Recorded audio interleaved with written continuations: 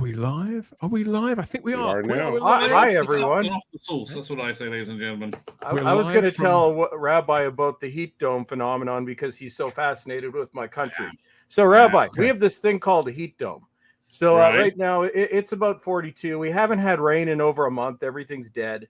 Right. So what a heat dome is, and this is one of the peculiarities of the Canadian completely screwed up climate. Right. So basically, it's like a dome of air that hovers over a specific area, sometimes for days, sometimes for weeks. In this case, about a month. So think of the heat dome. It's like a big oven. So this is over a massive part of central Canada at the moment. This is actually the second one. Is this a natural phenomenon, or is it like something you stupid Canadians did? Knowing our government, probably Canada. But so basically, anything inside the heat dome gets cooked. So basically, right now, I'm inside a giant oven where it hasn't rained in over a month. My grass is looks like hay now. And in Atlantic Canada, it's a $25,000 fine. Not if you start a fire, but if you even walk into the bush. I love my country. Saw that. That was crazy. Listen, if you guys weren't such godless heathens, God would let it rain, right? That's it's what you do. This is the result of woke policies. Wait a minute, I'm in Florida. What does that mean for me?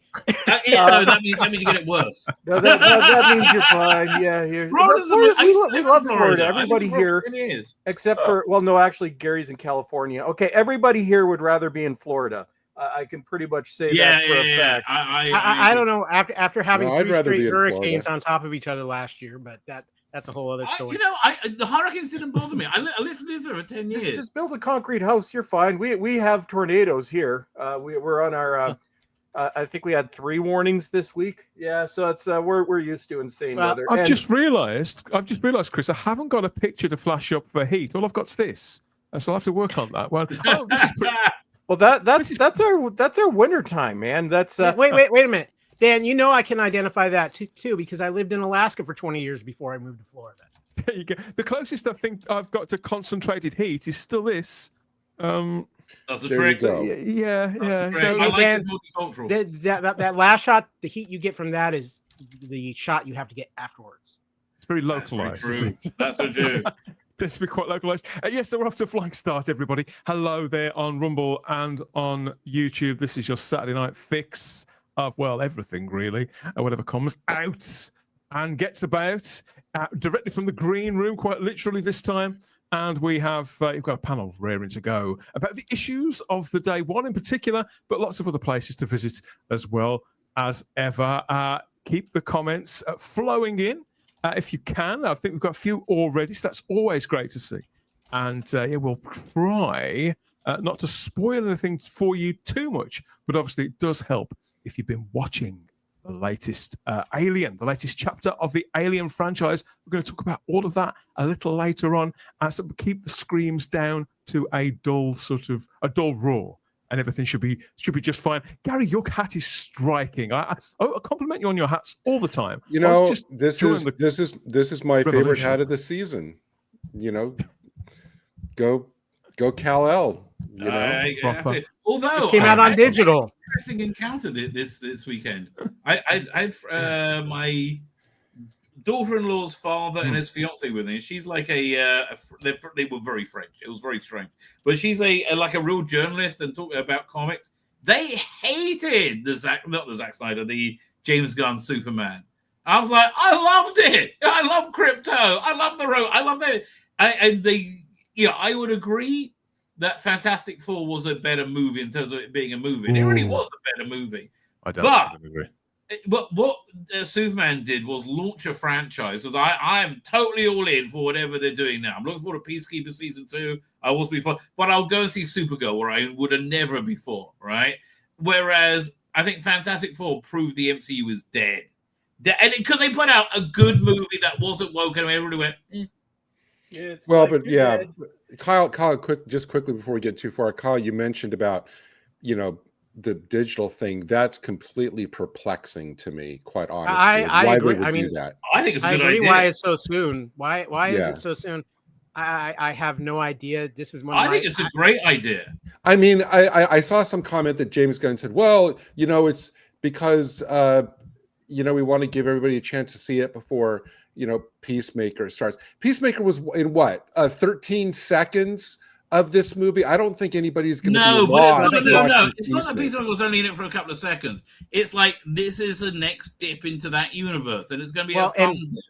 There's things supposedly in Peacemaker season 2 that happen because of events in Superman. Oh, okay. So season 2 is going to tie in. Yeah, but the comparative audience size, I don't think that the audience for Peacemaker is going to be at the level of the audience for Superman. Wait a minute. The problem is you can't see Superman. Yeah, exactly. You can't see Peacemaker. You can never see him. You can never see Cena, so we don't see Peacemaker ever. Like no one's seeing it in the cinema anymore. I think get it now while people are still excited about it and want to see it. Oh, right? An update. I still have not seen it. I've given up. my guess would be that what they're looking to do here is to generally sort of upscale everything connected to DC Studios. So yeah, you're quite right, Gary. The audience for Peacemaker isn't going to be anywhere near as large, but obviously the signal for it will have been boosted considerably just by association with this brand, that guy, and so I think over a period of time, I think it's what they call big picture thinking. That's what they're doing with that. But I think that's the problem in Hollywood. There's too much big picture thinking. You need to focus on one picture at a time. We've had a word.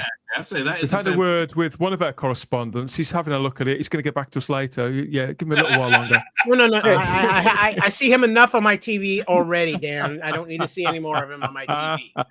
I got a question though. I think you should have him on, and we can all talk about Superman with him. That'd be great. Yeah, I'll be behind it. I think he'd be talking about himself. President, please help. Hopefully, our future president. But I got a question. Does anybody think because it's so close, Superman is going to actually cross 600 million? I will admit, once again, I was wrong. It did not get anywhere close to $1 billion. I think it'll hit 600.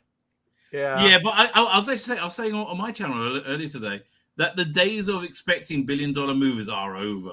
But I think it's unrealistic. That's the sad part. It's unrealistic. It's changed too much. Yeah. When you're having to sell $80 popcorn buckets to entice people to come to the theaters in the States. Well, Kyle, when I went to, even though I still haven't seen Superman, a friend of mine asked me, I'm going to go see Naked Gun. Want to come?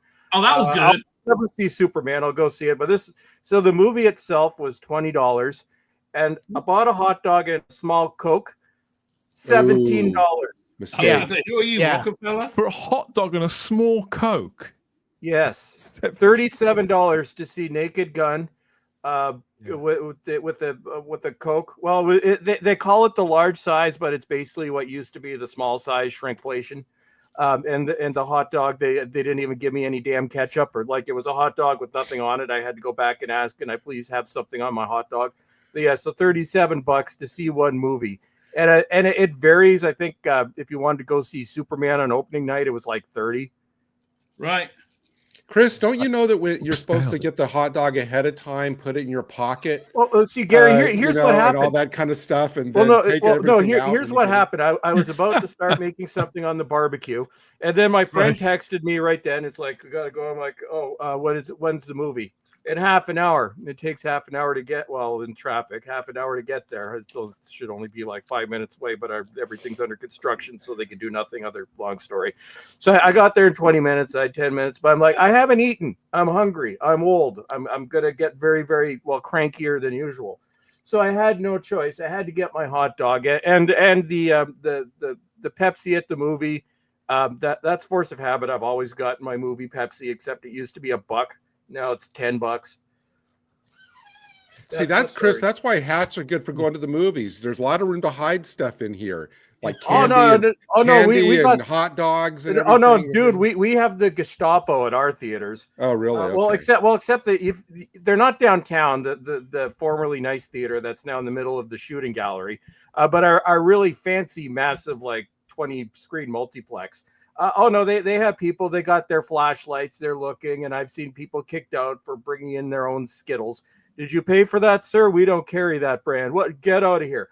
Oh, and if they hear a tab open on a pop can, oh, you are screwed. Like a military state, dude.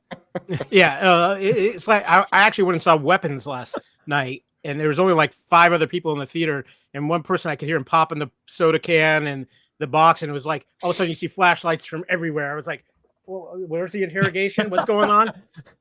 I remember the old sensory experience. I remember the old days where I've never been like a beer drinker and stuff, but there's sometimes where you've been to back in the days when the theaters used to be full, you know, and about halfway down you could tell someone accidentally like kicks a bottle and the bottle rolls all the way from the top all the way down to the bottom after about like I remember when I could smoke in the cinemas. I used to love that. Oh God, that was so awesome. Yeah, I know your version of smoking. I bet. So in England, in London, you had these thing called night buses. If you were stayed out late, which I often did, and so like let's say your bus was until 3, I would go. They're all in the center of town. I'll go and watch a movie for a couple of hours, and then to my bus. It was fantastic. I remember being like 14 and smoking in the movie. There are still night buses, Rabbi, but yeah, but now you're going to get killed on them. It's yeah. You don't want to take a night bus in my city. You will die. You will literally die. Now, Dan, I do have a question for you since I'm here. Oh, okay. Yes, go on. Does the panel know the special significance of why I'm here and what's going to be happening to them because I'm here? Because we are doing a little crossover with this. Happening to us? Oh. I was going to sort of break it to them as we got stuck into it. Yes, we are kind of soft launching and stepping into the realms of podcasting proper, aren't we, with this one, Kyle? So we're going to trim it up and ship it out and publish this as a podcast, an actual proper podcast too, for the very first time. So obviously, you won't be able to find that podcast on the Fandom Podcast Network. So all you guys now are officially guests of the Fandom. Wow. There you go. I feel deputized. Yeah. Did you leave a lot of this out though? Kyle, did you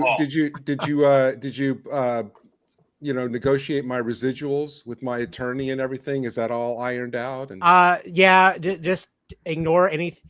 Just don't pay attention to that non-disclosure agreement you get in the mail. Just buy me a hot dog. That's all I ask. I think we can arrange that. There's a Sam's Club right down the street from me. They have good hot dogs. Oh, they do. They do. I'm surprised they allow like non-halal meat anywhere in public now in Canada. Of course, it's still the same old Spacebook Live. Yeah. Expect the unexpected as always. but stay Everyone elected big balls. What are you talking about? Yeah. Well, not here. We elected Little Balls, but that's a whole other story. Little Balls Senior now. Stay tuned as ever to YouTube and Rumble for a positive scream of a live stream. Let's get stuck into it. I think that's enough of the preamble. Let's have a bit of how about some of this? Send in the Marines! Ripley's got the power loader. How's that grab you? All the firepower a Marine could ask for. When things get buggy, sting them with the stinger. Rock 'em and rope 'em. Ugly aliens getting you down. Send in the Marines. Aliens.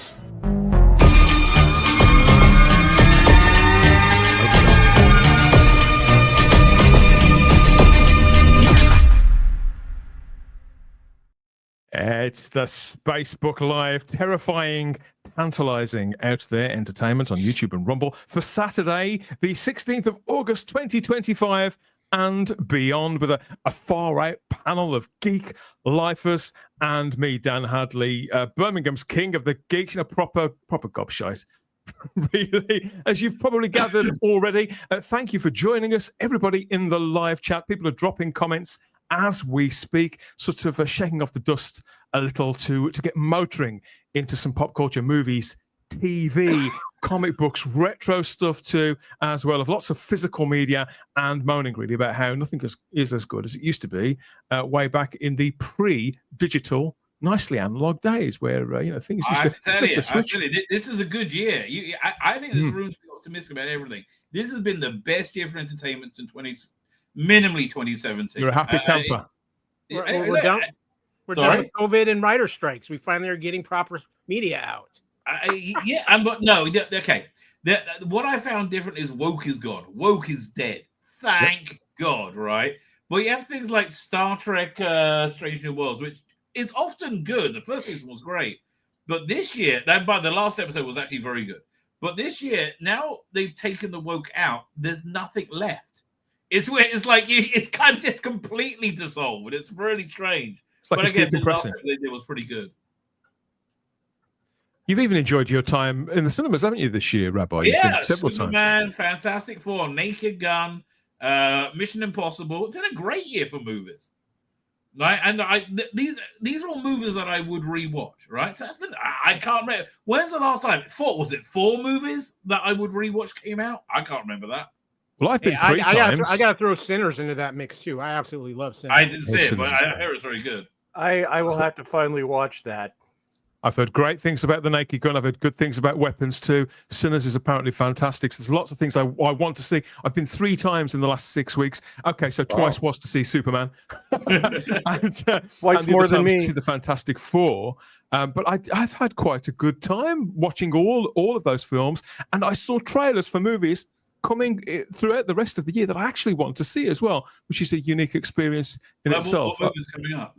Well, The Conjuring might redeem itself. Tron looks good. You're right. I forgot about that. Dan, when are you painting yourself blue for Avatar? Wait, that's coming out again? Well, you say that, but there was a trailer for the new Smurfs movie on with Superman, so I did quite fancy that. It's close enough. It's close enough. Dan fancied himself some Smurfette. Let's be honest. Tell you, when AI gets together, you know the first thing that's going to happen is Smurf porn. Oh God! I'm a big fan of Zoe Saldana, but when painted up and digital, she doesn't really do it for me. Oh God! I couldn't get through the second Avatar movie, and it was given to me free on Disney Plus. It was okay. The first one was cool because the 3D was awesome, but everything really it's just like the second. I really got about half an hour and 45 minutes in, and also what's the other movie I only got half hour into? The Ministry of Ungentlemanly Behavior, which I thought would be good. No, Ungentlemanly Warfare. That's the one, and I thought that'd be good. And it was like a great cast, great director. Sounds like it was Guy Ritchie badly imitating Inglourious Bastards. That's what I. That's what I think of that. What's crazy though, as good as the movies have been in the theater, one of my favorite movies this year was straight to streaming, and that was The Gorge on Apple TV. I didn't see that. That looked good. Also, that is fantastic. Is that about somebody who eats too much? Yeah. No. That's about. It's a great trailer. It's on Apple Plus. You go. There's this like mysterious gorge where bad things happen. It's a great trailer. Right. So it's got a phenomenal twist to it. Anna Taylor-Joy and Miles Teller are phenomenal in it, and I recommend anybody find a way to see that. Oh, got a list building up of things I've missed, Gary. Small screen and big screen. I can't. The only I don't know what's coming out the rest of the year. The only thing that I really want to see is when they do the limited re-release of Jaws for the 50th. I want to go see. They did that, or at least here they. I don't think that's come out here yet. Okay, it came out in July, I think. All right. Well, there you go. I don't want to see anything else for the rest of the year. There's a great documentary on Disney Plus about it. Yeah, is. That's a great documentary. Phenomenal. That's a great documentary. Talking about Disney Plus, you can get this on Disney Plus in Britain and everywhere, I think, in but America. It's on, so it's an FX and Hulu show. We're going to be talking about that later on in the show and getting stuck into a few other things first here. So let's have those comments and see what your week's been like as well. Have you enjoyed your time in the cinema over this summer? Because this is starting to sort of reach fever pitch now, I think. But there are lots of things on the way that have caught my eye. First of all, I want to talk just for a few minutes about this, Buffy the Vampire Slayer. So, you know how they announce certain movies and TV shows, and there's an initial wave of interest, come excitement, and then there's just silence. They go away and make the things. You kind of forget until they bubble up in the news cycle again. Oh yeah, they're doing that thing. I've got that with the Highlander movie and various other things that we've been promised for years and years and years. But the Buffy sequel series, again for Hulu, that has come around again. So not only is it happening, they've been filling out the cast, all new cast members, certainly no returning names that I'm aware of yet, with the exception of Sarah Michelle Gellar herself back as Buffy Summers there. Sarah Michelle Gellar is now 48 years of age, but still looking absolutely fantastic in these pictures that were snapped of her out and about on the street filming the actual series just a few days ago. So had you seen these guys? She looks very business-like. No, Dan, what you need to see is the videos she's been putting out on social media of her working out and getting in shape to play Buffy once again. She's still got it, hasn't she? She's still got it. Fine wine. Fine wine. I know. Yeah. I'll rather Jackie Tyler.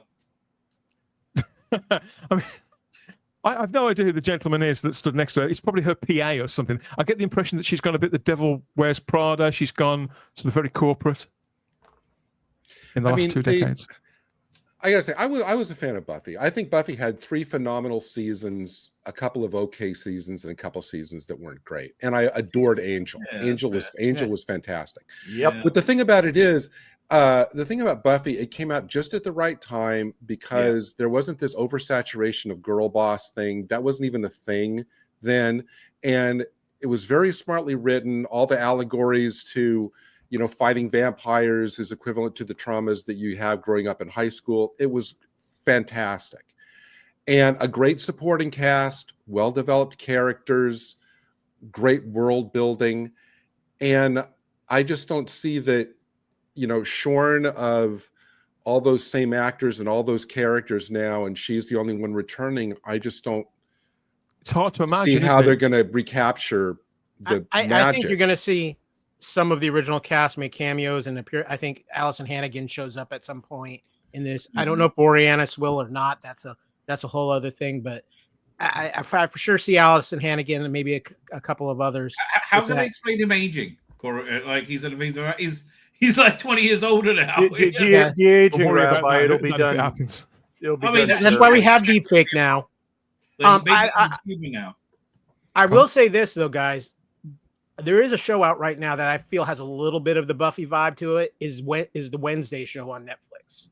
I think that has a lot of that fun that Buffy had in it too. And Jenna Ortega owns that role of Wednesday Addams. Like she's very good in it. It certainly seems to be. It certainly seems to be having a big cultural impact. I mean, they haven't made a season of it for about two to 3 years, have they? And yet it's come back, and people seem just as excited and keen for it as they were before. About it then, because I watched the first couple of episodes and I love the casting. Like, Ahmed, what's his name as Fess was fantastic. I loved all the casting, right? My problem was it turned into a teen girl drama, like by the third or fourth episode, by the second episode, essentially. Yeah, that happened last week. I'm not interested in a teen girl drama. Is it still a teen girl drama, or is it not the teen girl drama? There's aspects of it. There's no way around it in this day and age. But when you focus on Wednesday herself, it's so good.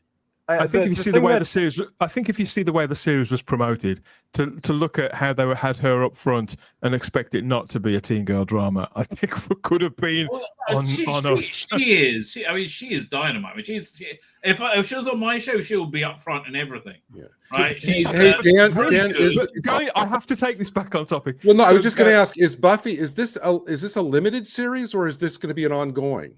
It's right now one season lot for sure, and it's Hulu's going to do it as a pilot. I think it's supposed to be due out sometime next fall, and then depending on how it does. How long a season is it? It's like 8 episodes? Probably like 10. I've heard 8 to 10. Yeah. I think the problem that I see with this is everything that Buffy had working for it in 97. In terms of timing, this is everything working against it.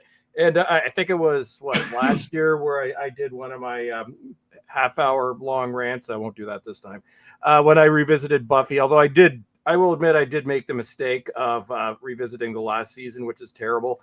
I will probably revisit the 3 good seasons, the first 3 again, see if I change my mind. But in terms of timing, this is just bad. It depends what they do with it. If it's good. Well, Rabbi, I'll again use the example of Fantastic Four. I refuse to watch it because I can't stand Pedro Pascal. But from what I've heard, it was finally a decent MCU movie. It bombed.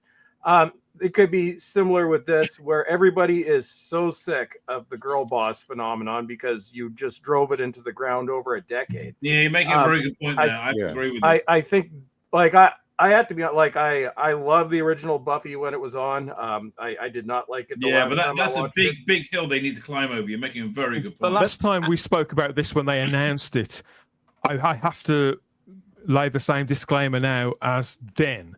This is being written by Nora and Leela Zuckerman, who were a big creative force behind that show Poker Face, which is meant to be really good. It's like a it is very good. Columbo show. Excellent. It is. So these are writers that people do recommend. They're not people who've come off the back of a CW show or some sort of Gilmore Girls thing, and they do have an Oscar-winning director involved in it in the pilot in Chloe Zhao. If she's given free rein and not completely sort of confined like she was in the Marvel stuff that she was doing, that could also give it its own sort of unique identity too.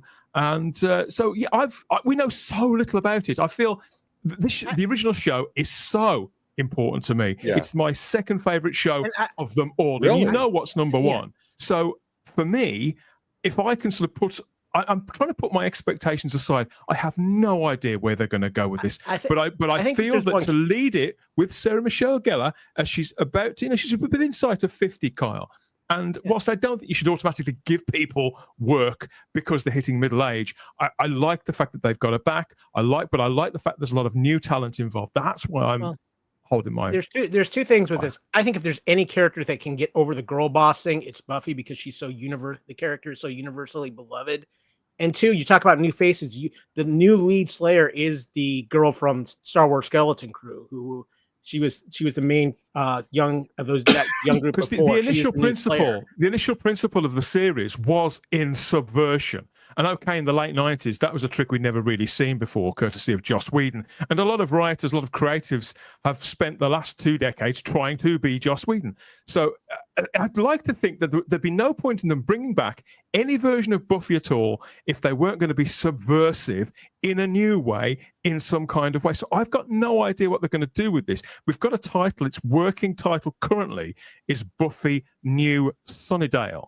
And we've got this picture here of Sarah Michelle Gellar getting into shape there with the new Slayer character she'll be mentoring, Nova, played by Ryan Kira Armstrong there on the right. And as you say, Sarah Michelle Gellar really going at it there.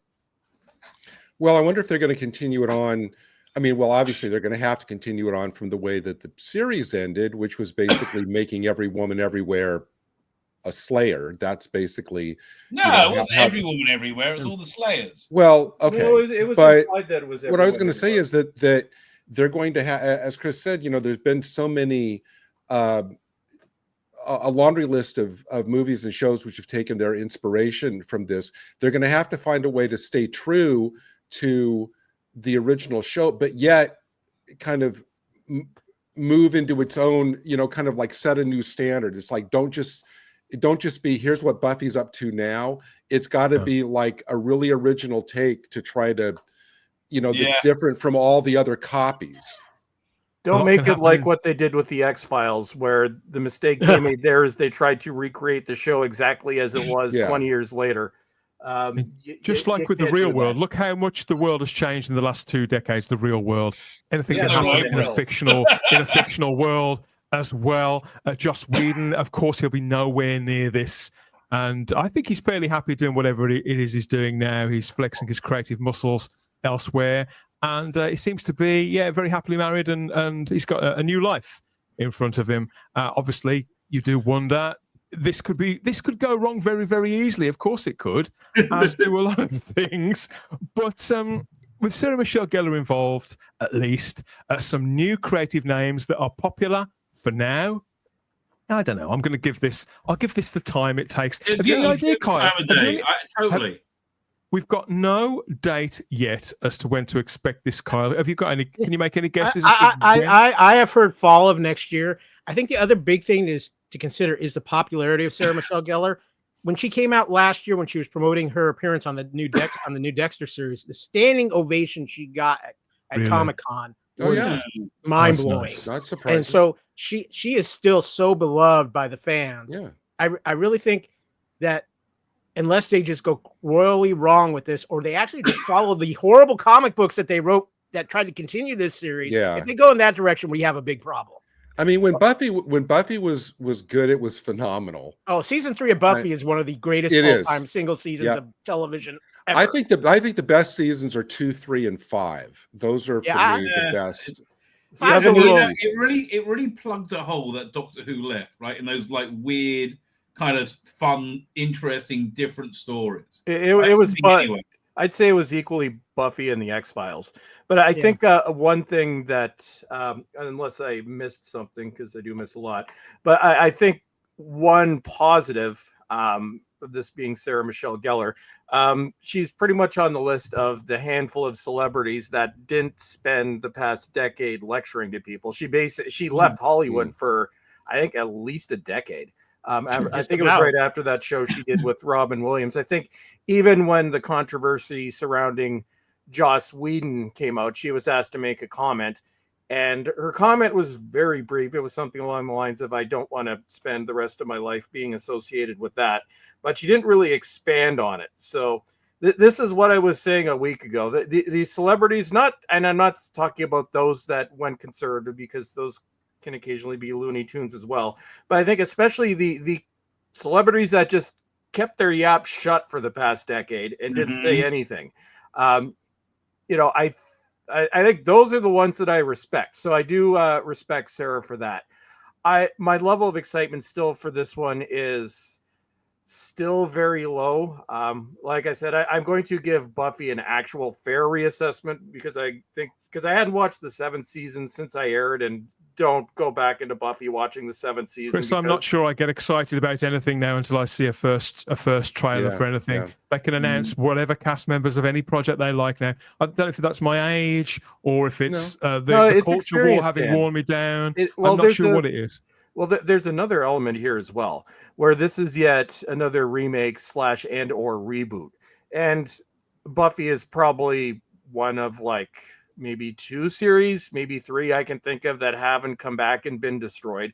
I can't think of a single series that didn't get worse in the past decade, even though someone named one that wasn't woke. I can't think of them, but even without the wokeness, it's just, this is going to fall into the trap of give us something new. And I think the timing might be bad as well, this coming out in 2026, when I will equate this, and this is an analogy I use all the time. It's like a glam hair metal band putting out an album in 1995.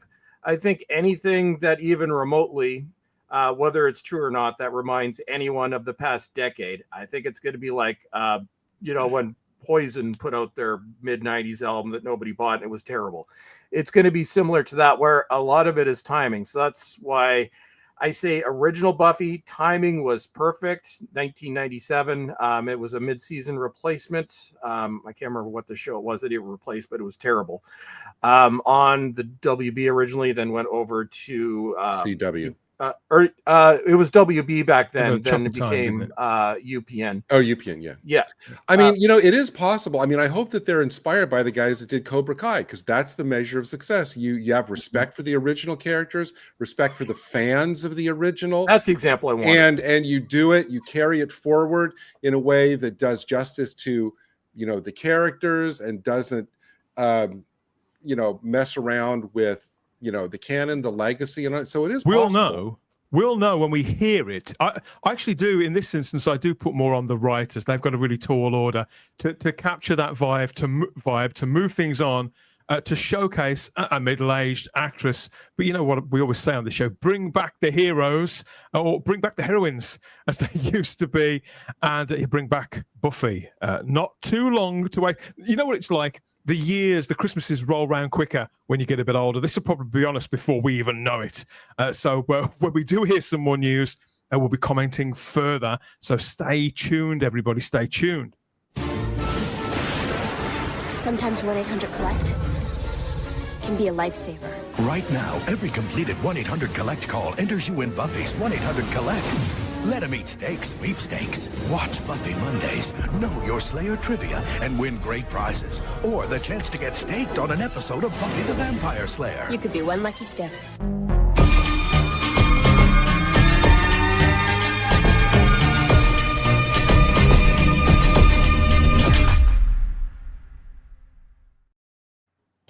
Oh, just imagine. Just imagine.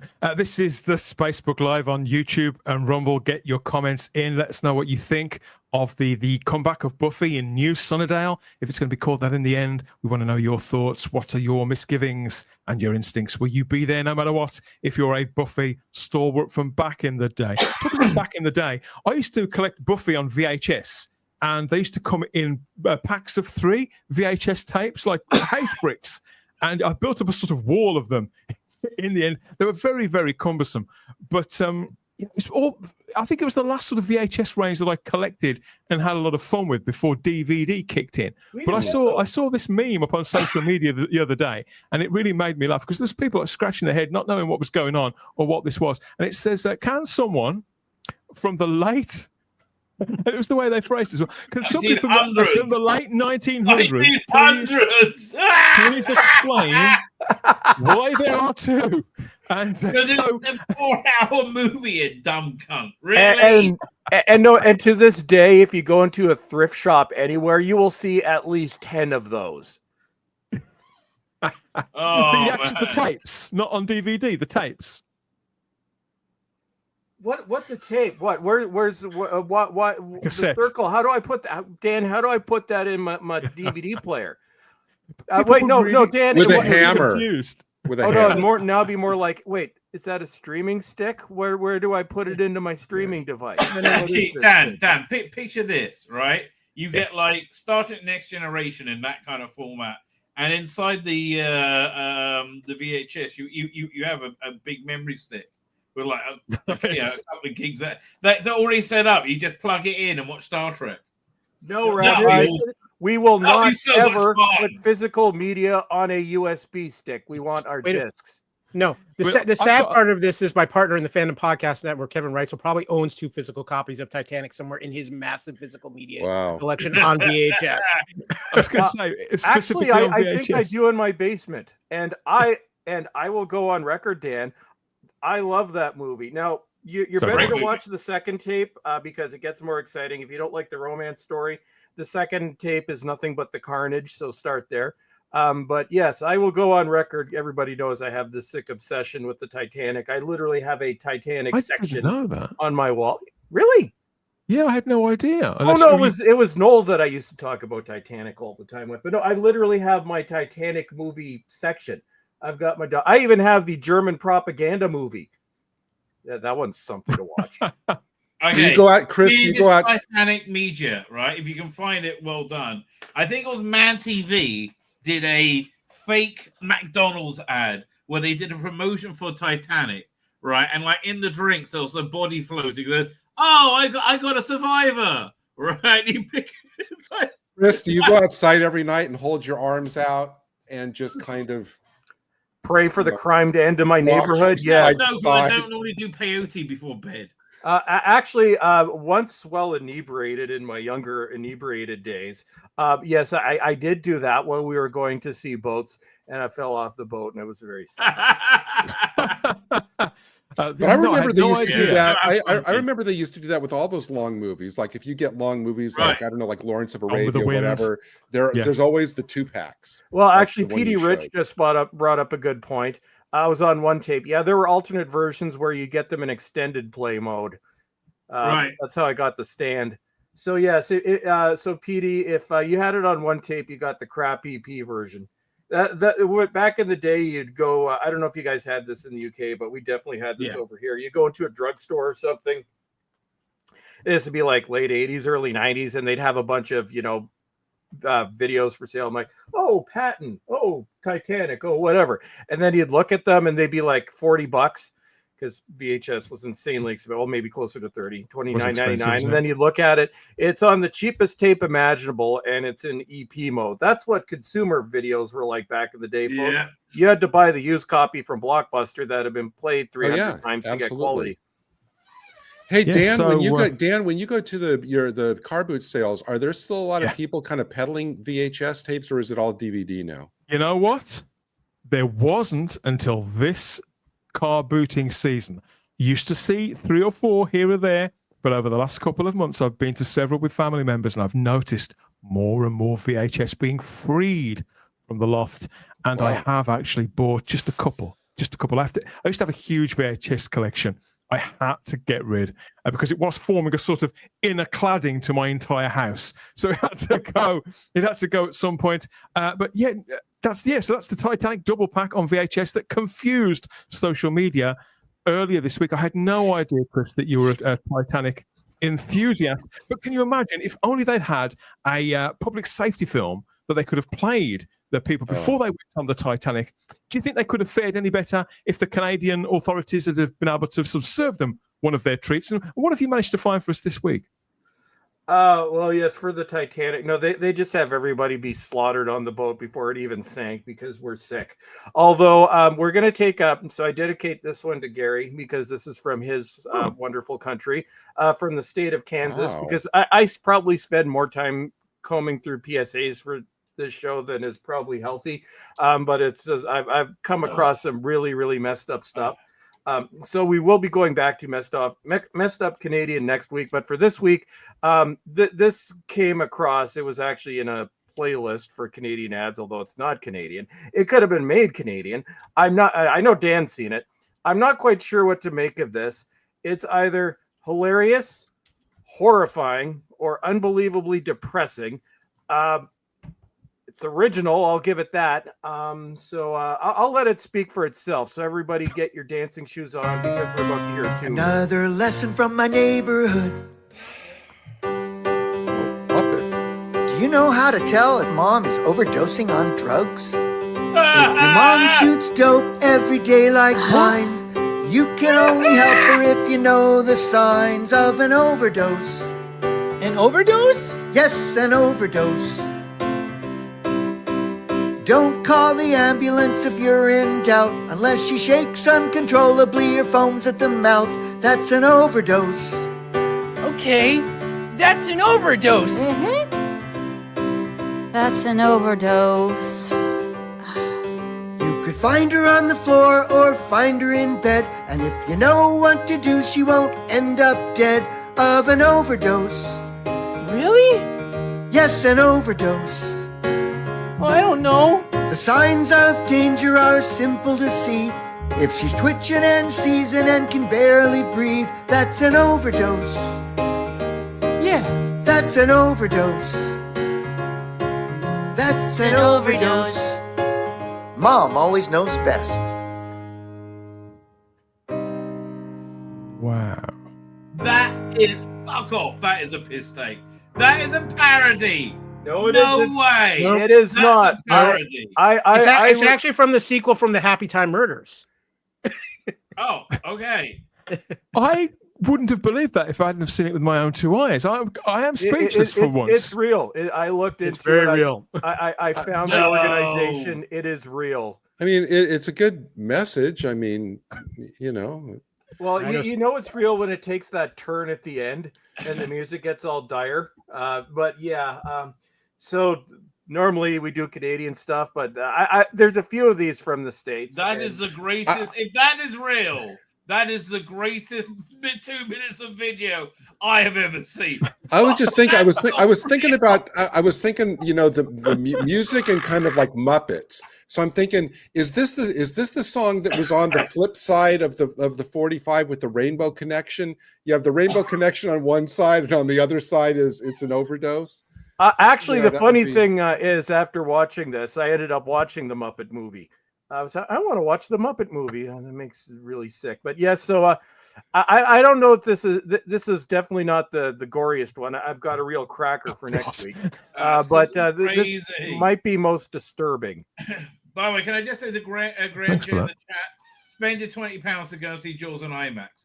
That is absolutely worth it. I mean, it depends on your disposable income.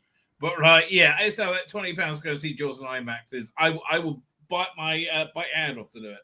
But anyway, that's just one man's opinion. I'm terribly sorry. Oh, Lucy Meow, which country was that? That is from the state of Kansas. That's just crazy.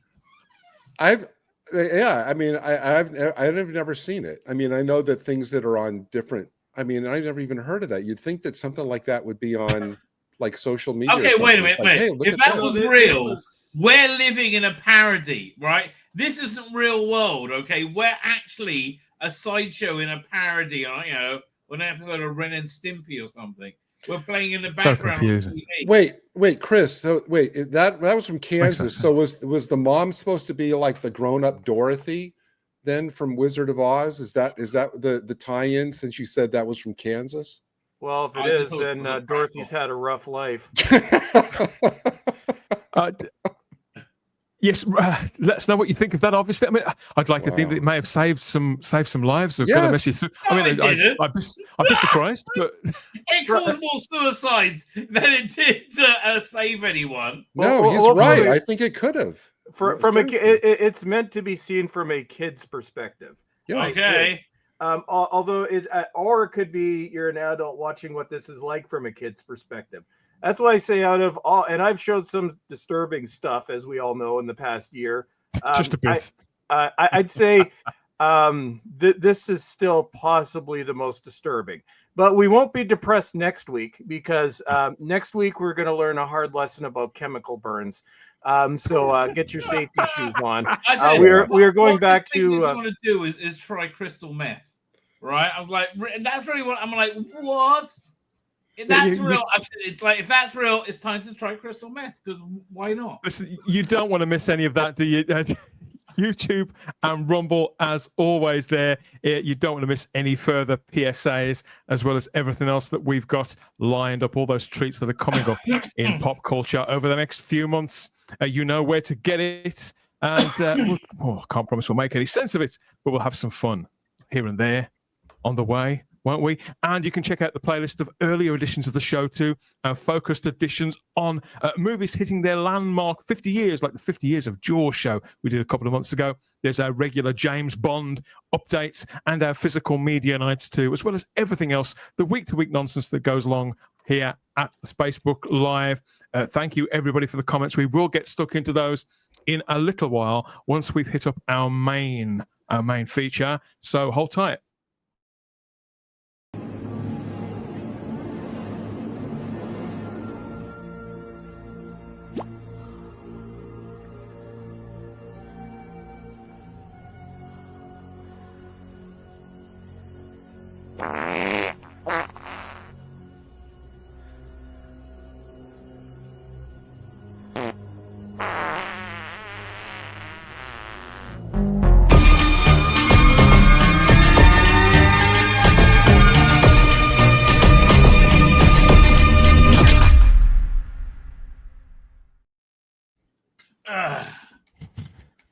Back with the Spacebook Live here on Rumble and YouTube. This time last year, we relaunched this entire show with a review of the 7th movie in a franchise that's been around as long as probably the most of us have here on the panel.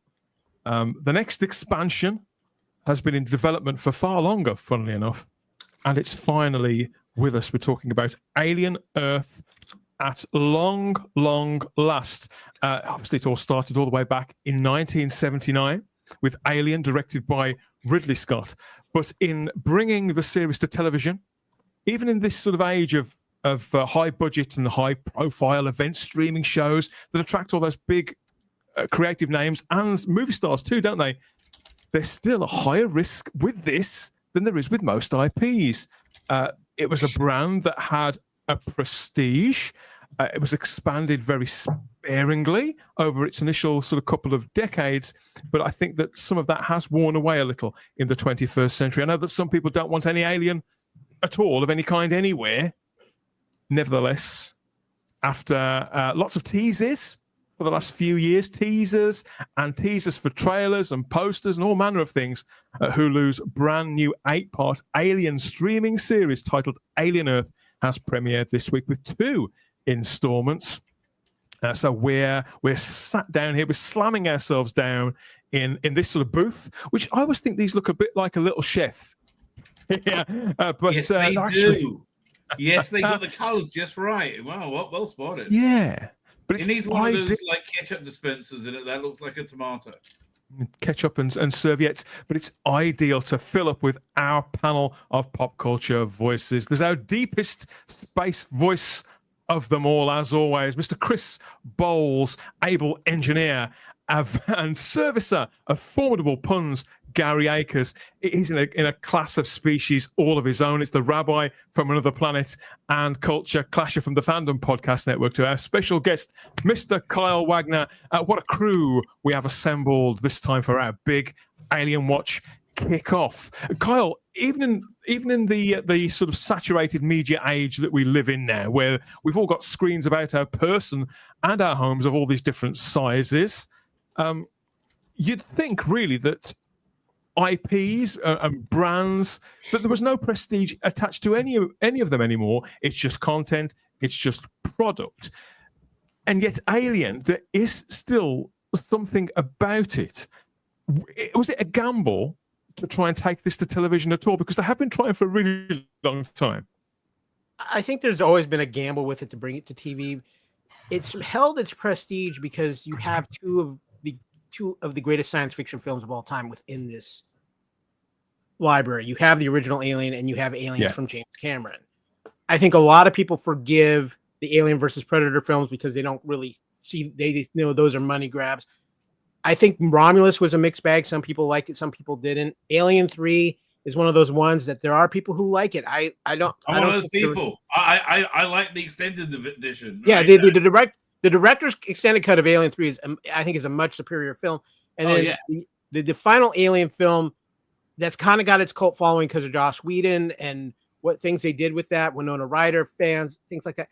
It's the thing with the Alien franchise more than anything is because you had Ridley Scott come back and do Prometheus and Alien Covenant, and there's good things about those and there's bad things about those.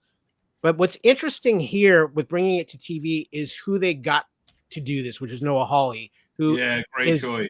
Is an amazing choice. If you have not seen Legion, talk about a show that is very heady but very intelligently written and very on a totally different plane than most television.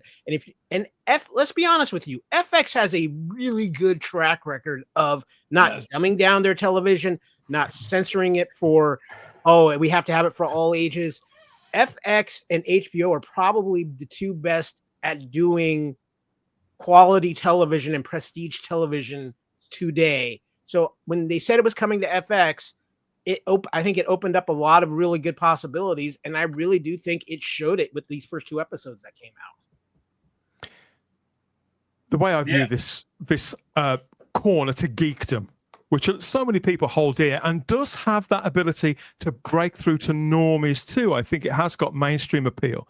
It's hard to pin down. I always say that alien stories generally for the most part are just monster movies in space. There are allegories in there as well, but generally speaking, they're chase movies, stroke monster movies.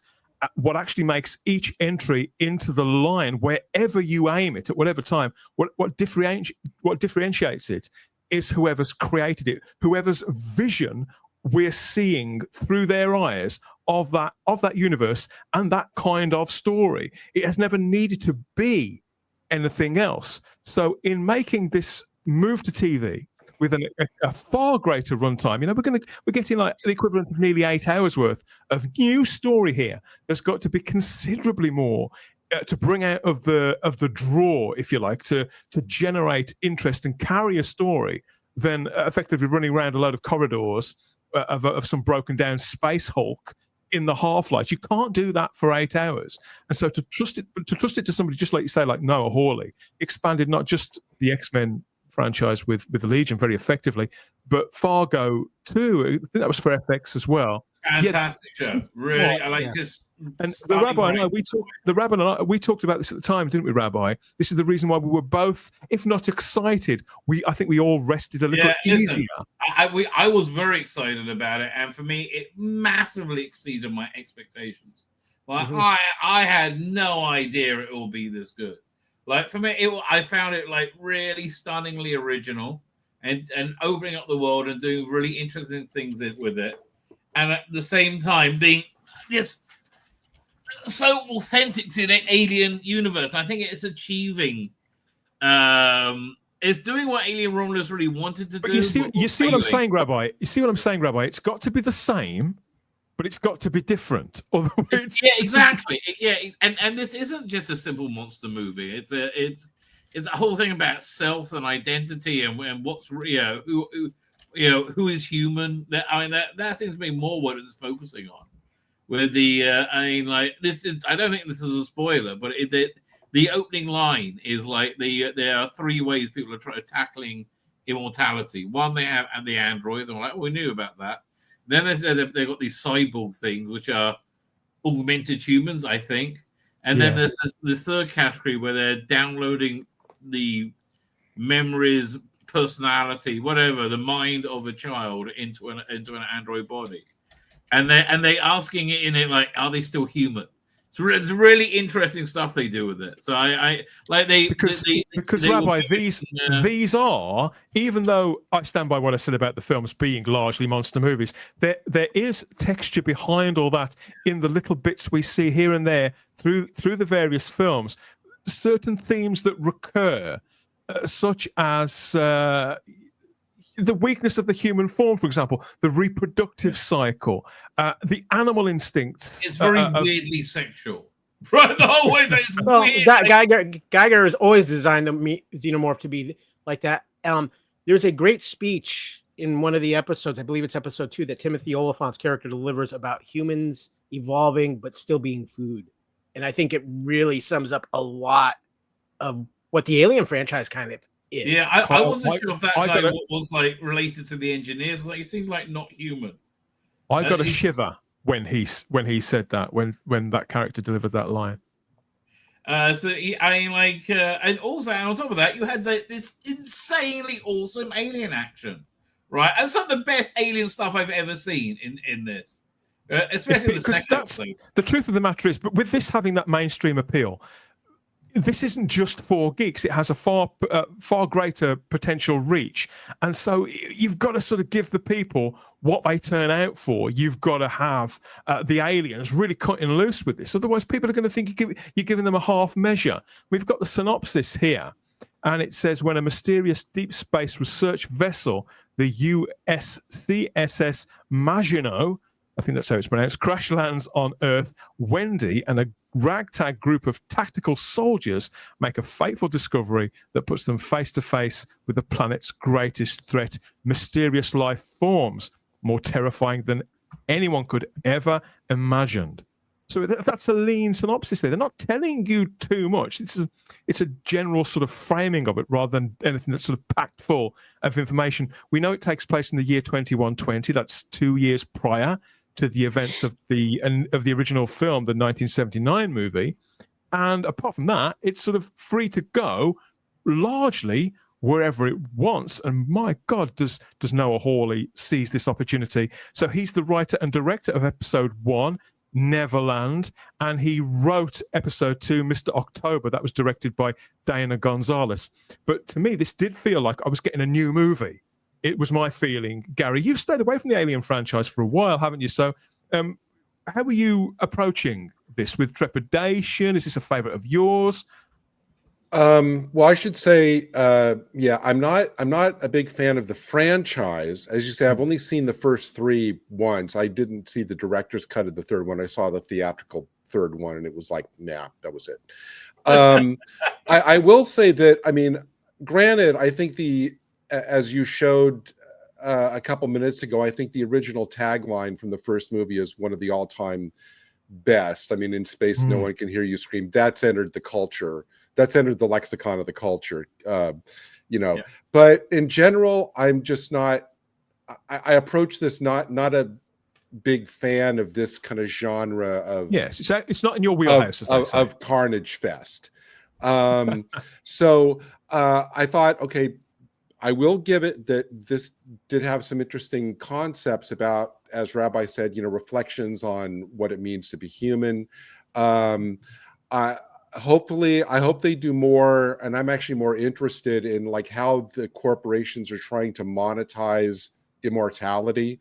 That's interesting. I hope they get into that. I do like Timothy Oliphant. I think he elevates whatever he's in. But at the bottom line, I kind of asked myself after I watched the first 2 episodes kind of how I felt about this. And I kind of realized I didn't feel anything. I didn't really care anything about the fate of any of the characters. I mean, I know we're only 25% into it, but at the moment, they're all kind of still undeveloped, or they kind of cliche, like the amoral billionaire genius. There's no characters so far on the level of Ripley. I know they're going to try to make the Wendy I was super. I mean, we know that Wendy and her brother will probably survive. Everyone else is toast. You know, and so, but I'm not watching it with arms crossed. Let me assure you, it's just like I said, I'm approaching it from, as you said, Dan, this isn't one of my kind of inherent wheelhouses. And there were a couple of things that I know we'll get into specifics later, but there were a couple of things. It's very good of you to board this mission with us in light of that news. There's a couple things that took me out of it. Like, you know, the fact that apparently like no one detected this 55 city block long ship until it's literally right over their heads in seconds from crashing. Well, it's been done. The impression I get is it's been done deliberately. That ship was crashed. Yeah. And then I think there's a lot more to that story still to come. Yeah, but the fact that these kids are untrained soldiers, and even the millionaire's aide says, "Look, any one of these kids is worth billions. We can't risk them." And the billionaire's like, "Oh well, then just don't let anything happen to them." I'm going, "Oh, come on." Well, no, wait. Come now, on. I want to counter that a little bit, because I've been having this discussion with my roommate, who's a fan of the show, but he brought up that point too, and I'm like, one, the billionaire for Prodigy is definitely off his rocker. He's trying to find immortality. He wants to talk to somebody who's smarter than him. And that's one of the reasons why he's even doing this. I think one of the more interesting concepts is the fact that they are using kids, and there's obviously something more to the Wendy character and the body she has compared to the rest of the kids. But Dan, you talk about how the tagline is about these scariest creatures. Yeah. Scariest creatures could be these kids in these android bodies. Yeah. When they snap. Because the question is, they ask the question, are they human? And the answer is they're obviously not. Right? The bonkers billionaires making a new life form to have somebody to talk to. Right? It's really insane. Right? And then again, you layer onto it all the aliens. And it's a bummer you don't like alien stuff, because I've been all the way through. I've seen the fourth one, and I like Prometheus, and I liked Covenant. The only one I thought was a bit naff was Romulus, because I didn't think it was innovative. Right? Now, this is very innovative. Right? I really care about all the characters. Really like the brother and the brother-sister relationship and how it's. I do. Yes, that's good.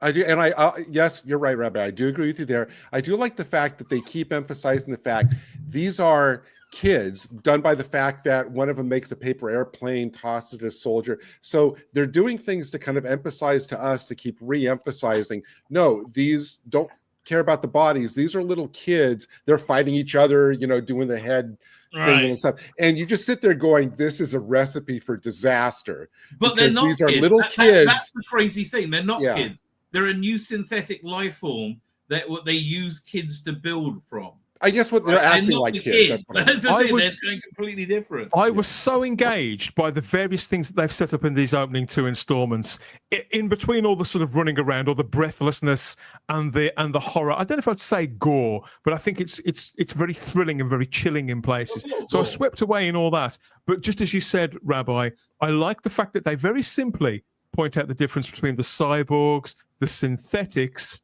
Now, we've seen characters like Bishop in the original films, so this is a language that we do speak, but they're deepening it a little. Obviously, we get the humans in the equation kind of redefined a little, because we're on Earth, so obviously there's more of us, considerably more of us than there are of any threat. So there's time spent there, but the emergence of this hybrid life form, humanoid robots, infused with real human consciousness.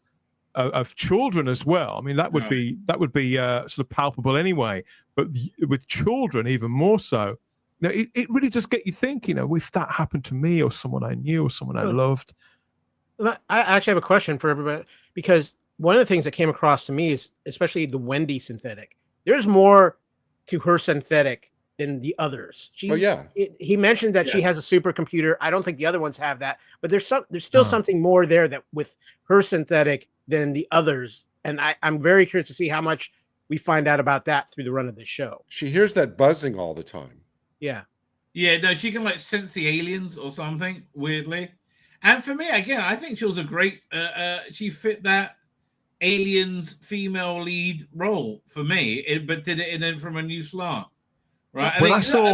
when I saw the publicity pictures, Rabbi, of Sydney Chandler, she plays Wendy in this, and I saw her with her kind of pixie style haircut, looking all sort of pale with the big eyes, like she's been come out of a Studio Ghibli film. I thought, oh, this is going to be a kooky girl, like a Wednesday sort of thing, sort of kooky, semi-goth, emo-style girl, says oblique things. We can't really pin her down. I was a little disappointed and deflated when I saw that publicity. And yet when the show started and they showed the character develop, I was all of that just evaporated for me. I was completely invested in her story. Sorry. I just want to throw out too, what an amazing performance by Sydney Chandler, who is the daughter of Kyle Chandler. Is it really? Really? Yeah. I love Kyle Chandler. He's one of my favorite actors. Yeah, I like when she went into like combat with the sword on her back. I thought I love how Meg just magnetically stuck. She just grabs it. And I will say, since we're looking at this picture, that the montage of all of them waking up, the way that was filmed, the perspectives, I thought was absorbing. It was great. Yeah. Like the shot where you see like one of them, the one behind sitting up, and then all of a sudden it just pans, and then there's one more there standing, and then it pans back. That was a great sequence. Gary, it was cinematic as well. It was. Which I don't think this the other thing. Yeah, I watched it on 4K on a big screen. Awesome. Looked fantastic. The crash scene was fantastic. They got the aesthetic just right. I was like, the alien scenes were I think they were the best alien scenes I've seen. Like maybe since Aliens. The alien scenes I thought were just like, they're so kinetic. I love the alien was so feral. Like the guy goes into like the survival bunker thing, the pod, and they find him like all these alien scratches, I love all that. I thought that was really cool. Those creatures are still just as terrifying now as they were 45 years ago. I genuinely feel that, Carl. Yeah, I think that's one of the things with the xenomorph. Even though we know certain things about the xenomorph, I still feel like there's a lot of unknown things about the xenomorph that can be explored and played out. And I think that's one of the reasons why we're so fascinated with the xenomorph. And I also got to give a little shout out to Noah Hawley too. I love the scene in episode 2 where he gets his little eat the rich moment in when that part, they're trying to get the people out from that crazy party. And you just knew as soon as they said they weren't leaving, oh, these guys are xenomorph bait. And it's like something out of High Rise, wasn't it? The Ben Wheatley movie. Also, I appreciate it because, like I said, I don't indulge in this kind of genre too much. No, me neither. That's why I thought it was a really good directorial choice to leave the decimation of the original crew in these flash like jump cuts, like just the big, like the flash of the alien going crossing the wall and some of the things being killed in just these like brief like blip moments, because we know what's happening. You know the story. Yeah, we know the story. We know that who's getting killed, but still those kind of like flashy, the flashes. Oh, that's great. A really smart choice. When they're all freaking out and he's in with Mother. Right, if they show us everything at the start, and they tell us everything at the start, this is something that we're not used to in this universe, then where on earth is there to go for the next 6.5 hours? It's like, if you've got questions, I had a series of text messages last night from my good friend, my dear friend Sarah Graham, and she was, and this, and what about this, and what about that, and what about that? And I had to say, Sarah, we'll just watch the rest of it. I can see her saying that. I can totally see her saying I can hear her now. Get some sleep. Watch it next week. You might get some answers as to who is who. It's a great supporting cast. Some of them are more enigmatic than others, particularly Aid Edmondson there on the right, looking a bit like Lobo. Yeah. Looking a bit like Lobot, I felt, from The Empire Strikes Back, but without the sort of headgear. Always, to me, Vivian from The Young Ones back in the 80s, but now he's reached that age now in his mid-60s where he's taking these character roles. They've got him alongside a kid. I'm not sure who he's meant to be, whether he's meant to be the Facebook guy, the Tesla guy, or he's the like Twitter guy. Combination. He's really a kind of an amalgamation of all of them. What they did really smoothly is the exposition to explain the setup and politics of the world. That is there are 4 corporations, now there's 5. And I can't remember how they did it, but it was so smooth. It was the dialogue was so organic. Because that's the stuff that usually bores me, Rabbi, even in the Star Wars universe. And yet it didn't slow anything down. It didn't overcome. It's like, okay, I can count to 5. I can work that out. It's just enough for me. I want more of the corporate. I hope we get more of the corporate machinations, like the call to Yutani.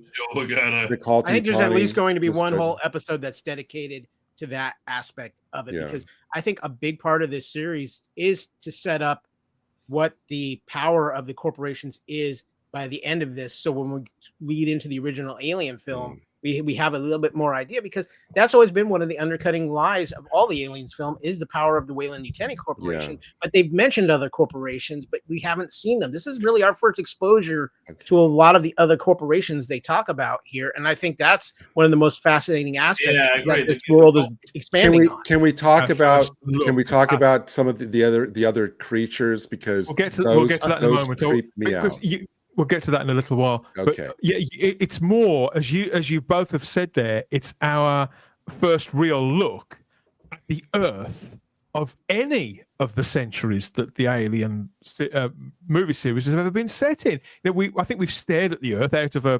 porthole. That's about as close as we've got before. That's in the Alien 4, isn't it? Yeah. Yeah, but here we get to see, as you say, some of the politics, the corporate world, societally, where it all is. I think you can see where the sort of connective tissue here and there in the little things like production design and in the what we're picking up of social mores aren't that different, as you say, Gary, not that different from where we are now in some respects, but becoming a sort of hybrid of various periods in history. And of course, we live in a time where corporations and entities like BlackRock exist, and seemingly with their own agendas. So it's not really that hard to imagine there could be a time where somebody could crash an enormous spaceship in the middle of a city, endangering tens of thousands of lives, and not give it a moment's thought. So I think that this is important stuff.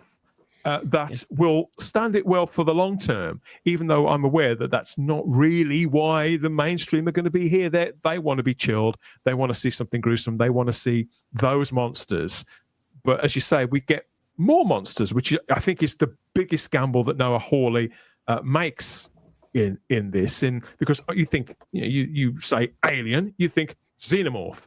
Expanding that's bold. Well, I think it's bold, but I just want to quote the great Ron Perlman too from Alien Resurrection. Earth, man, what a shithole. One of the things, Dan, that you were talking about the setup. I mean, I'm certain that they've kind of mapped out, how the Earth is exactly run by these 5 corporations and all of that. And I have to think that, okay, clearly, they're all racing to figure out the immortality thing. They're not going to mass produce this and make it available to like people like us. This is like, this is stuff that they'd market to the uber rich, the elites, the download of the consciousness and everything.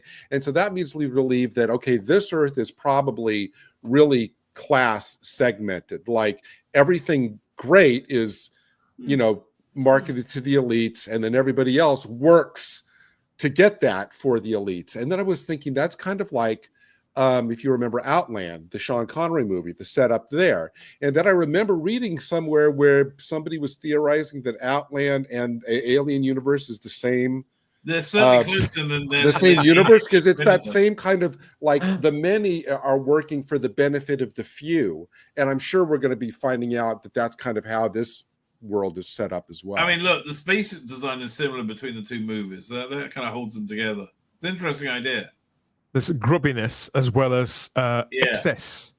Living a stone's throw away. Years. I got to rewatch that. Oh, it's great. Yeah, certain moments, as you say, you do think, oh, I know where this is going, but that's part of the joy. Again, in this kind of entertainment, we know who are going to be fodder for the creatures, don't we? Whilst the main characters are gradually being fleshed out. I mean, this is particularly a fascinating character, Morrow. That's another thing about this episode 1 is that they start with a whole cast of characters, and you think, oh, okay, I know the steps to this dance. They all wake up out of their pods. They're all on this spaceship going wherever. They're a bunch of roughnecks.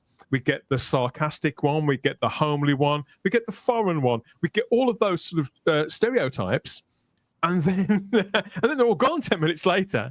And we have to sort of pick up the pieces. And they do a chimera. If anybody remembers the show Chimera, Stephen Gallagher's thing from about 30 odd years ago, and we have to sort of start over because it's the world and the dynamic of the general sort of setup that's actually going to carry us through and make up the bulk of the story. But again, it's with these characters, it's how little they say sometimes. Just he's a fascinating character as well. Increases our fascination with them, Rabbi. I don't know what the deal is. Do they? So he's a cyborg, which is his brain augmented because he feels like he's talking like an android. Like he wasn't scared when people are being slaughtered all around him. I think there's some augmentation there, but his not, body is like, augmented too, because like the T-1000, he can kind of change his thing into a gun, or something comes out of his arm. Right, a knife. There's a knife that pops out at one point. Again, fascinating concepts that I suppose will be explored, offered, expanded over the rest of the runtime. Chris, you've been quite quiet. I know you haven't seen as much as deep into this as we have. I mean, what were your initial thoughts of the material you did see? Yeah, I've just been mainly just sitting back and letting everybody else talk. I've only been able to see the first half of the first episode. I'll probably end up watching the rest of it tonight. You're the horror guy, aren't you? Notoriously the horror guy. Although I am finally going to watch Alien Romulus. I just ordered that. Amazon should be delivering it tomorrow. So that's my one of my big purchases this month. One of only two. I love the look, especially on the spaceship. I'm looking. Oh, they went Star Wars when we thought Star Wars was going to be good, and went back with the retro look. I like that. The idea of the kids, it's a concept that actually creeps the living hell out of me because it's come up in other things. I know something similar came up in The Substance as well. To me, it seems to be an incredibly stupid idea. So this will be the rich people just screwing themselves. The idea of recording, I don't think they went, maybe they do, but I don't think they went too specifically into how the brains are transferred. It's just they sit on the thing. But it's one of these questions that I've thought about. If your memories are recorded to another device, is that in fact still you, or is that just a copy of you? That's the whole question. Yeah. Well, that's what. And again, it becomes clear to me through the billionaire genius. I think he says it in the second episode. The vague spoilers. I apologize. But no, I'm fine. But he sees them as a different life form, right? He sees them as a new life form, and again, he's doing it to create something. It's creepy, more intelligent than him that can talk to him. I thought it was going to be annoying, but instead I found them to be very creepy. They're very creepy. But it's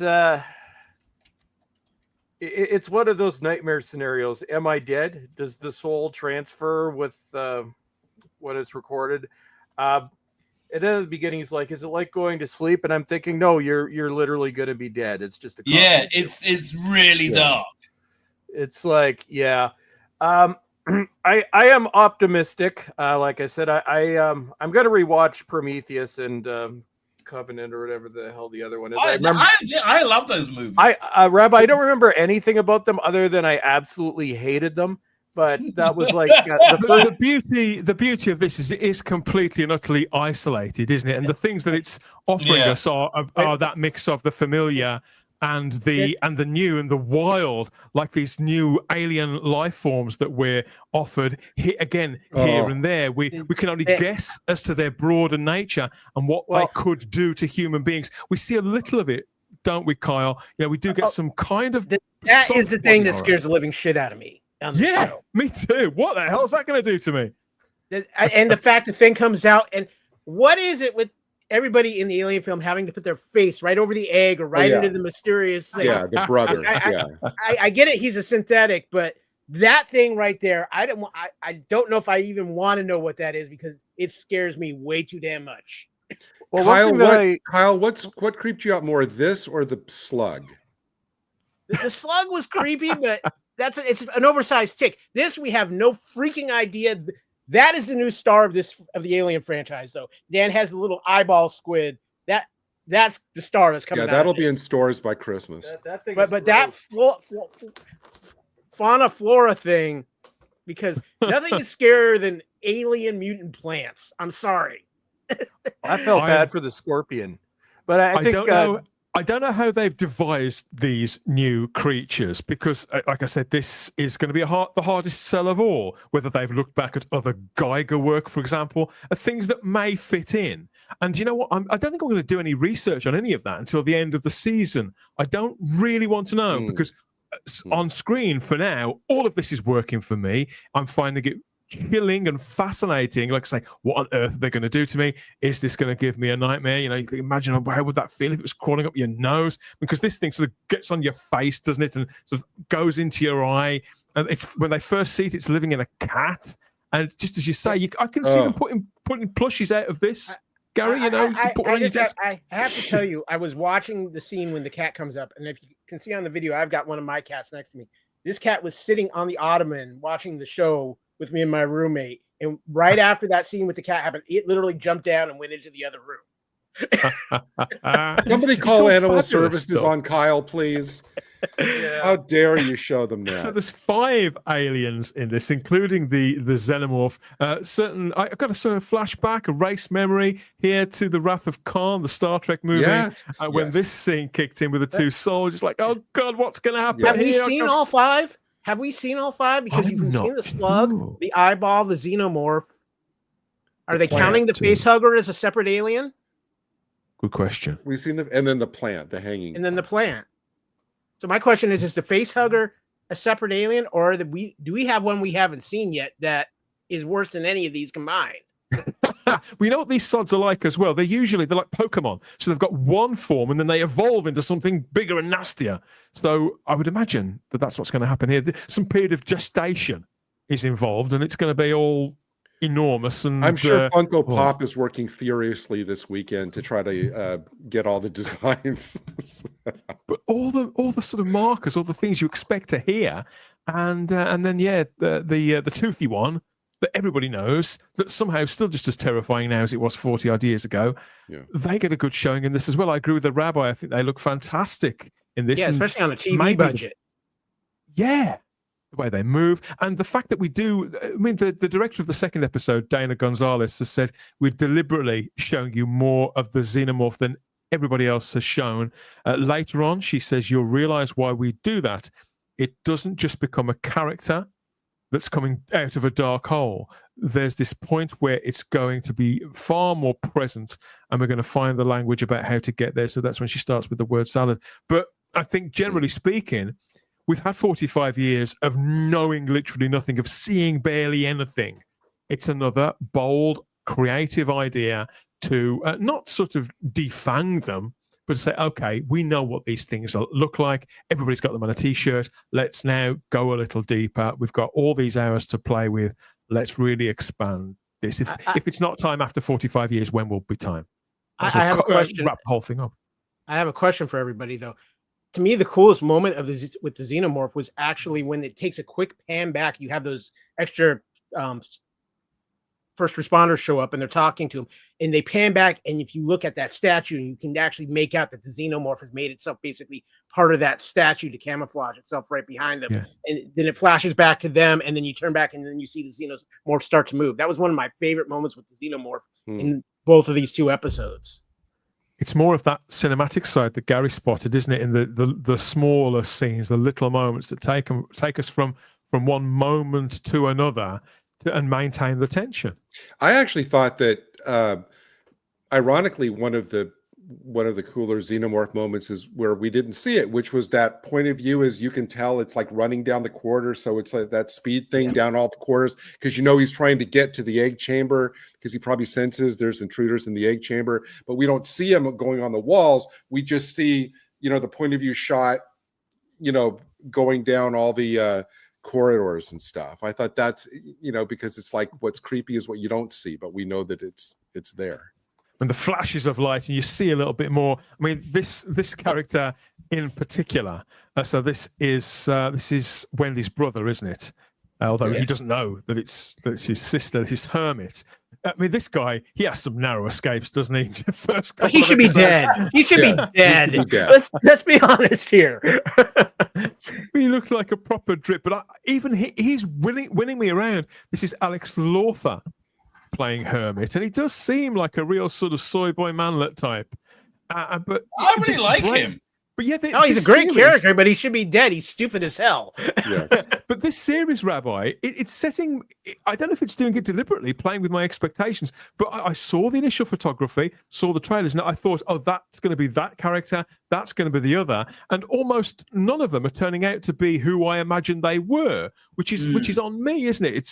Have standards fallen that low, or have I just got lazy? No, have fallen that low. But Noah Hawley's a very good. By the way, I love that the silhouette of the pulse rifle, even though it's like 70 years out of date, is still the silhouette of the pulse rifle. Right? They're far thinner, aren't they? Yeah, because I was thinking, like, well, again, it's 70. I'm very hung up on canon and timelines, right? So I was thinking, well, if you look at what World War II looked like and compare it to combat today. It's still the same basic silhouette. So that's how I rationalize it. And I know that the original film was basically a haunted house in space, but I wonder if at some point we're going to get to something like the end of Jurassic Park 2, where the xenomorph is running down the middle of the street, of a major city. It's basically there now. Well, it's still kind of stuck in the haunted house, which is basically the ship. It's about the ship. I remember a few years ago. When was that? Like two and a half years ago, we watched the third season of Picard in a similar kind of piecemeal form as an umbrella series here on an earlier run of the Spacebook Live. And I remember watching that. How many episodes was that? That was 10. And I remember that 10 Weeks in Hell. Yeah. 10. No, I'm talking about season 3. The good one. Picard. Okay, so 10 Weeks in Happiness. But I remember how we all responded to episodes sort of 1 and 2 of that, and it's, I wonder where this is going. I wonder where that is going. And Kyle, that person, they're related to so and so, and how small it all seemed. There were lots of people, sort of old friends meeting and having a drink, and it was relatively calm, and it was interesting. But where we were by episode 7, 8, 9, and 10 was very, very different to those early weeks. And I do wonder, because I don't know enough about Noah Hawley's early work. I think Legion was a different kind of animal. This is something considerably more mainstream in principle. Could we be at a place by week 8, 9, and 10 whereby this is considerably more expanded to the point where this will look like sort of baby steps, initial baby steps? Yeah. If I'm going by my gut feeling about where this is headed, I think through episode 4 is kind of the first act where everything's within the crash site. And then I think maybe episode 5 is our episode kind of in the middle episode where we learn a little bit more about the corporations. Yeah. With the final arc being the xenomorph or one of these, probably the xenomorph and maybe another one of these creatures out in the real world, out in Earth, out in the public, because I think this is kind of a two arc thing. I think what I find most interesting here with the show too is how it's setting its stuff up. And Chris mentioned this earlier. The fact that it opens up very much like the original Alien film, coming out of the pods with that feeling on this Weyland-Yutani ship, which all these things are run down anyway. But you see it kind of morph and change once it crashes on Earth, because now you're going to this hotel and things feel a little differently. And then this is where I just kind of shake my head, because you have the hermit character who was on the ship earlier right after it crashed. He's seen the things that are horrific on it. He gets out of it. He's in the hotel, having barely escaped twice from the xenomorph, and yet he's willing to go back into the ship. I'm like, that's not rational thinking at this point. I know he's in shock. That was crazy. He needs to be there. That was crazy. The plot needs him to be there. And then again, to stick his face right in the egg, and obviously nobody knows what these eggs are. Oh, yeah. There you go. And I think that's the question I've heard a lot of people ask. is, okay, we have that many eggs. Did they really load up that many eggs? Or do we have is the fifth alien we haven't seen yet a queen? To have that many eggs on there. I think that's, to me, they just loaded them up. That's my feeling on it. I think there's a lot of people who are asking that question.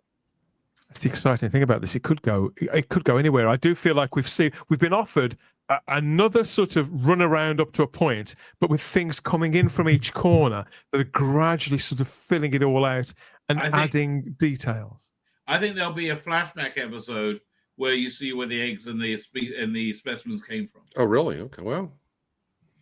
And I do want to say again, I think that the Timothy Oliphant is perfect casting for this. Yeah, he's phenomenal. So did anybody else feel that it was something like non-human about him, like he was? Oh yeah. He doesn't have eyebrows. Is he related to the? I thought he could be related to the engineers. There's a malevolence about him. I wasn't even sure who it was at the first part. I'm like, that is Timothy. I'm like, damn, no, he's creepy, and the no eyebrows make it even creepier. And here's the crazy thing: you're taking one of the most charismatic actors out there and putting him in this role, and he is nailing it. That tells you how good of an actor he is, because that man is just so charismatic. Kevin Smith once said, I could just sit and listen to the man read a phone book. He's that good of an actor. But for him to be in this role, that's incredibly impressive. I think I'm a bigger fan of Timothy Oliphant than I realized.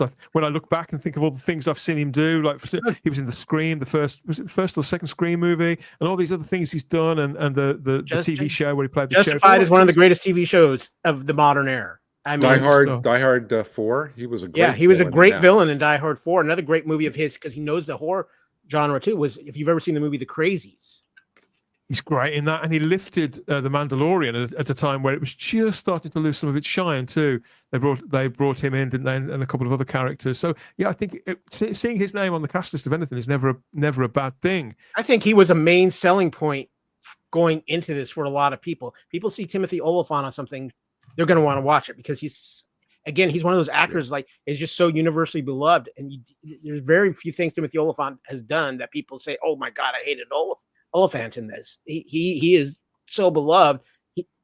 Bringing him in and telling everybody early on he was part of the cast was definitely a drawing point. I love the scene where he goes over and, when he comes into the lab and they're holding down, and he's just casually going to move it, and one of the other synths goes, "Don't do that," and then he kind of backs off a little bit, and then he goes. I love it when he plugs himself into the console and starts going through the records. I thought that was cool. Because again, usually when we're presented with a bunch of people as well who are young people who look, I mean, the actors are probably older than they look to me, because I'm middle-aged now, and so I see, it's the whole thing about policemen get younger every year. It's that I'm in that phase of life now, so it could be that these actors that all look about 17 to me, all playing the hybrids. Some of them probably about 30 for all I know, and so you've got this set of new characters who are literally children inside. Again, usually that would scream to me like Maze Runner, or typical sort of YA stuff, which I wouldn't say I avoid that material like the plague. But when I watch that sort of stuff, I usually, have my expectations at a certain base point. I largely know what I'm going to get. I don't expect any more. But that's not how this made me feel. We know very little about those other characters, but what we have seen, what we feel of them, of their personalities, a couple of them are irritating bastards. But if there's not people that you can't like everybody in a cast, because then you don't believe that it's a genuine collection of real people and personalities. But you've got to be able to sort of to both not want some people to get munched and savor the prospect of the people that you don't like falling prey to the titular aliens. Yeah. That's the balance. It brings out that bad side to all our natures, where we want to see sort of people we don't like get eaten alive by these creatures. The chat, apparently one of the future episodes, and this may be Rabbi, your flashback to space, where it says, in space, no one ... And when I read that, I thought, oh, there's Rabbi's. I bet that is. I bet that's what that is. And it is the 5th episode too, so it would make sense. Yeah, it's like a transition, like you said, Kyle, from the first part to the. Well, I also like the fact that they're just saying episodes 8's title is The Real Monsters. Yeah, that would be your corporations, ladies and gentlemen. I've not looked ahead to all of that stuff. I'm still going to take it by the week. I'm certainly not going to look at any cast list to see who may end up dipping out on episode number whatever. Because here they are. These are the hybrids. 1, 2, 3, 4, 5. There's 6 of them making up that set of hybrids, as well as all the various supporting cast. I mean, I'd like to think that Samuel Blenkin, who plays the boy cavalier, the sort of young genius character who runs Prodigy, you think, oh, he's got to get his comeuppance. But then again, if he does, then there's nowhere to take it afterwards. I'm just happy for them to take the time to tell the story that they've conceived, and I'll see where I am by episode 10. I'm most interested in the character of Morrow, but the dynamic. I mean, I think if there's one thing that not disappointed me, which I did note, because I've deliberately tried not to think too much about the films in the franchise when I've watched this, and just to take this at its own face value, is how we've got the central relationship is again between a brother and a sister, which was the case from memory in Alien Romulus as well. Okay, they're very different characters from different worlds, but we're faced with a similar dynamic, I suppose you could say, in putting siblings together. But other than that, because this was being made at the same time as Alien Romulus, but Fede Alvarez, who directed that movie, had no interaction whatsoever with Noah Hawley. There was no communication with them at all, so no effort to line them up in any way. But I find something interesting when you say that, Dan, because I really feel like there was elements in these first 2 episodes that reflected some things we did see in Alien Romulus. And I think that when there's things in this episode that I think we're going to find out about the corporations that might elevate Alien Romulus in a way. Maybe. The Alien Romulus wasn't bad. It was just more, it was like going on an alien ride in a theme park. It had all the best bits of Alien in it, and it was fun. But again, it didn't felt like it was Alien karaoke, right? Yeah, like I said at the top, it's a monster movie, a chase movie. It's the same Alien thing. movies normally need to be innovative. And I think you can certainly say that of the first 4, even though most people don't like the 4th one. It was still innovative. It was still like, and the 3rd one too. And like it was pushing new boundaries and had its a unique creative voice. I like the what's the name? Prometheus and Covenant. Plus, it was Alien Isolation, right? To me, I just don't see. I put Romulus in the same category as Alien versus Predator. That's like it's not necessarily in the Alien universe for me. I don't really care about it. What I enjoy the most, I think, about this universe, which happily still exists here, and again they balance it so beautifully between touchscreen technology, which is there, and a very analog push button technology. There's switches, there's dials, there's metallic cords. All of those things are still present, and somehow they make it all work. They make it all feel like it's belonging of one another rather than a mismatch. Which, if you remember the various how many prequels to Star Trek have we had now? And some of them have really blown that, where there's holograms existing alongside other technology, and it just doesn't quite work here. I think greater effort, and obviously they've got a considerably bigger budget to play with, but they've made it a much more successful balance. So I don't question any of it, because you think, well, okay, I have largely worked in offices and things like that, computers and things like that, but various places that I've worked at, I've been attached to factories and plants and things like that.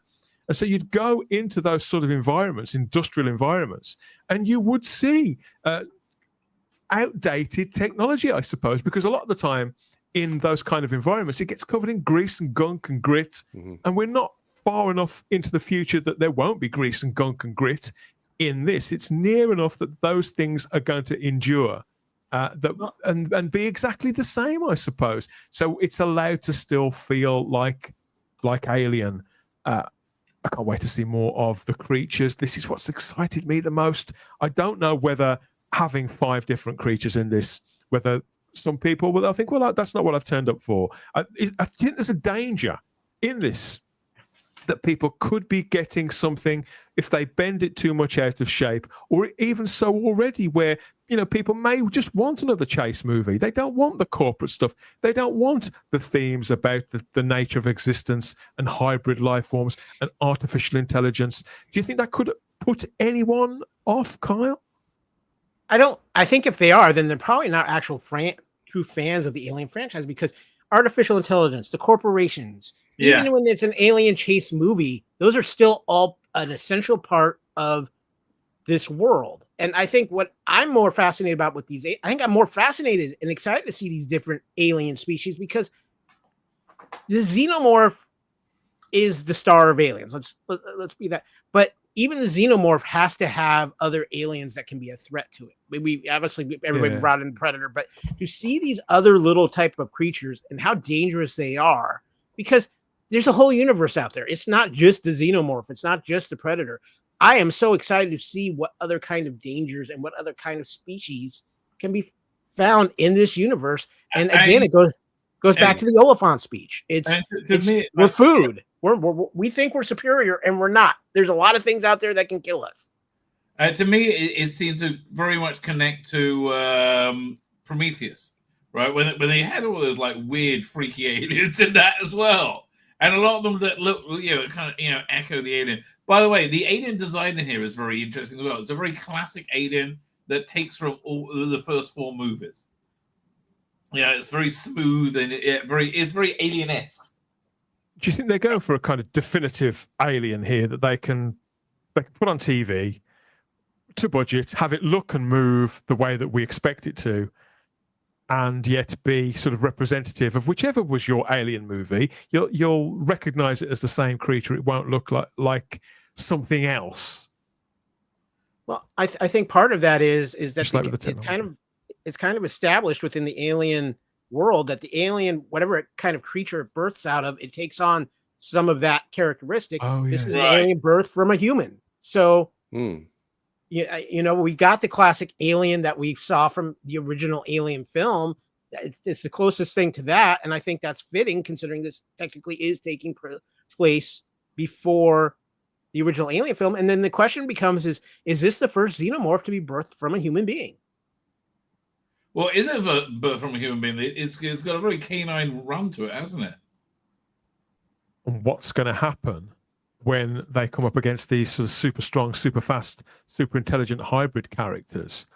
What sort of confrontation is that going to be? Is it going to turn into some sort of action movie where they're leaping around from level to level and doing incredible superhuman things? Again, that's not really Alien, isn't that? May not be what people have turned up for. But I must admit that the thought of it is quite exciting. I want things that I've never conceived of.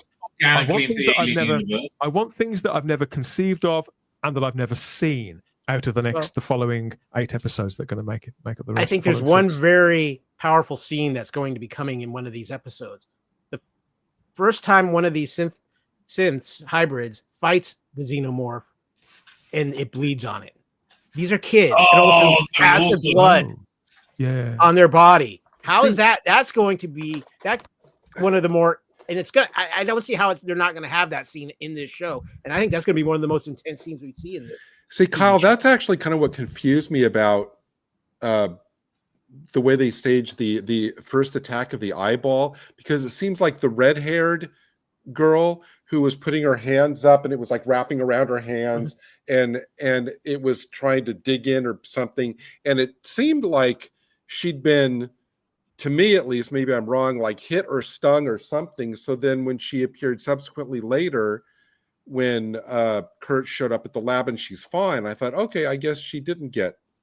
Well, and that's I think that's one of the questions, because again, these are kids, even though they're in synthoid bodies, their minds aren't synthoid. They're in their minds, they're still having human reactions and childlike reactions. So while I think that's one of the great things about that moment. It was a very childlike human reaction, but she's a synth. could this alien have even done anything to her? Yeah. So I think that's one of the interesting concepts that we have yet to explore within this series. I think we've rattled on for long enough unguarded. We've got a chat full. I think they're humans. They could all be humans. A chat full of people watching on YouTube and Rumble and commenting along on our premiere here of Alien Watch. And are there hybrids there? Are there cyborgs? Are there synthetics? Let's go and find out what they've got to say, all of them, about what we've been commenting on so far regarding these opening 2 episodes of Alien Earth. I'm going to tell you how it's going to be. With Scotch's lifetime guarantee. Take what you want both night and day. Then re-record, not fade away. Re-record, not fade away. If it's Scotch, it's guaranteed for life.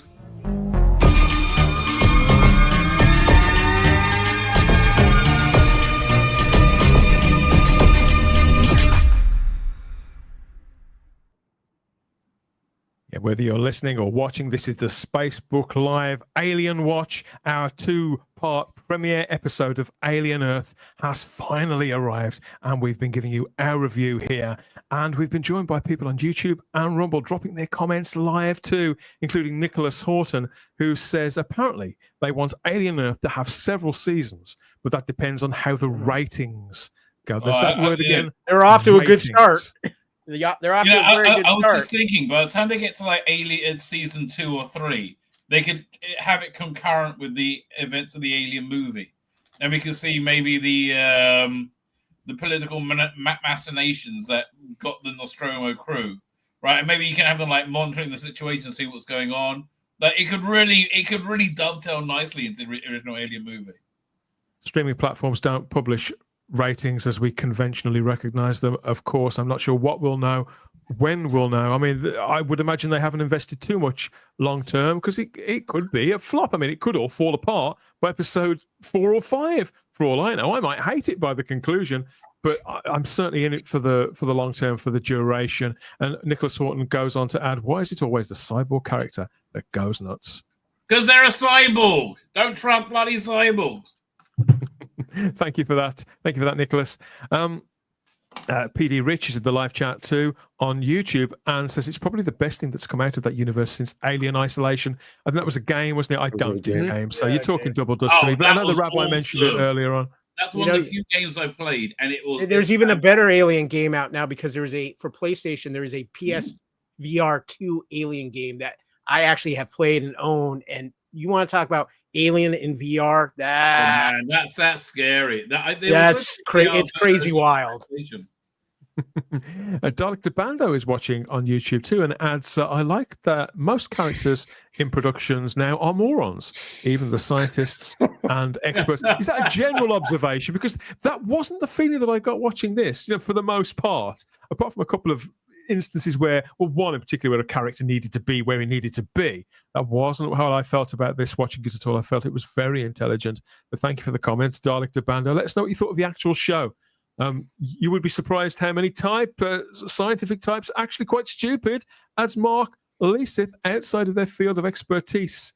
I'll take your word for it. Stephen Brannick has also been watching the opening episodes of Alien Earth. The crash of the ship is fantastic, and he gives the old the OK sign there. The OK sign. Let's have a look and see what else we've got. More comments about Alien Isolation. Look, we have to keep this on topic, guys. Please keep the comments on topic. Nicholas Horton suggests there are some elements of Blade Runner in this. Could there be nods to other works by Ridley Scott? I mean, it's feasible. You can even pull a little Ghost in the Shell as far as this goes too. I'm sorry, say that again. Yeah. I said you can throw it with the hybrids a little even feel of Ghost in the Shell. That's the crux of that story, isn't it? I mean, the animation, the original anime, and the movie. Yeah, you're quite right. We've got lots of reviews of other films in the series. Just a review specifically of the episodes we've been watching, guys. That zombie cat scene. Stephen. introduction of that eyeball monster was fantastic. Ugh. I thought that was great, and that's why I thought the eyeball attack, it was so effective, right? I have no idea how they did it, because it felt like very kinetic and three-dimensional and real, and it clearly wasn't. Oh, we've got a review. We've got actual comment about the episode here from Dalek the Bando. I didn't hate it, but apart from the creatures, the rest was fairly mid. A couple of decent characters, but it's early days. So Dalek the Bando is quite lukewarm on it. I think generally speaking, we've all had a good time with this. Even Gary is sort of watching it with outside of your comfort zone. Well, but no, like I said, I'm still, very open to admitting that, that there are a lot of things in this I liked as well. A lot of elements. Yeah. Mark asks, was the alien on the sculpture when he came out of the elevator, or did it get on there after he went by? I think it was after he went by. He was hiding. He kind of was. That's the thing. One of the things I liked about the show, they played up on the fact that the alien's no dummy, and it camouflages itself, and it kind of makes itself hide in plain sight in the environment. And again, that statue scene was a great scene of showing that. Yeah, I didn't notice until after it happened, which is usually a sign that the trick has worked. That's been successful if it's just happened outside of my vision. One of the things I'm sure that they will expand on, that I'm actually looking forward to, is that Wendy's already developing capabilities beyond what they expected, because when she developed the ability to kind of like wipe the data and get in to send that message to her brother, they were all going, what did she do? So that'll be interesting to see what they do with that.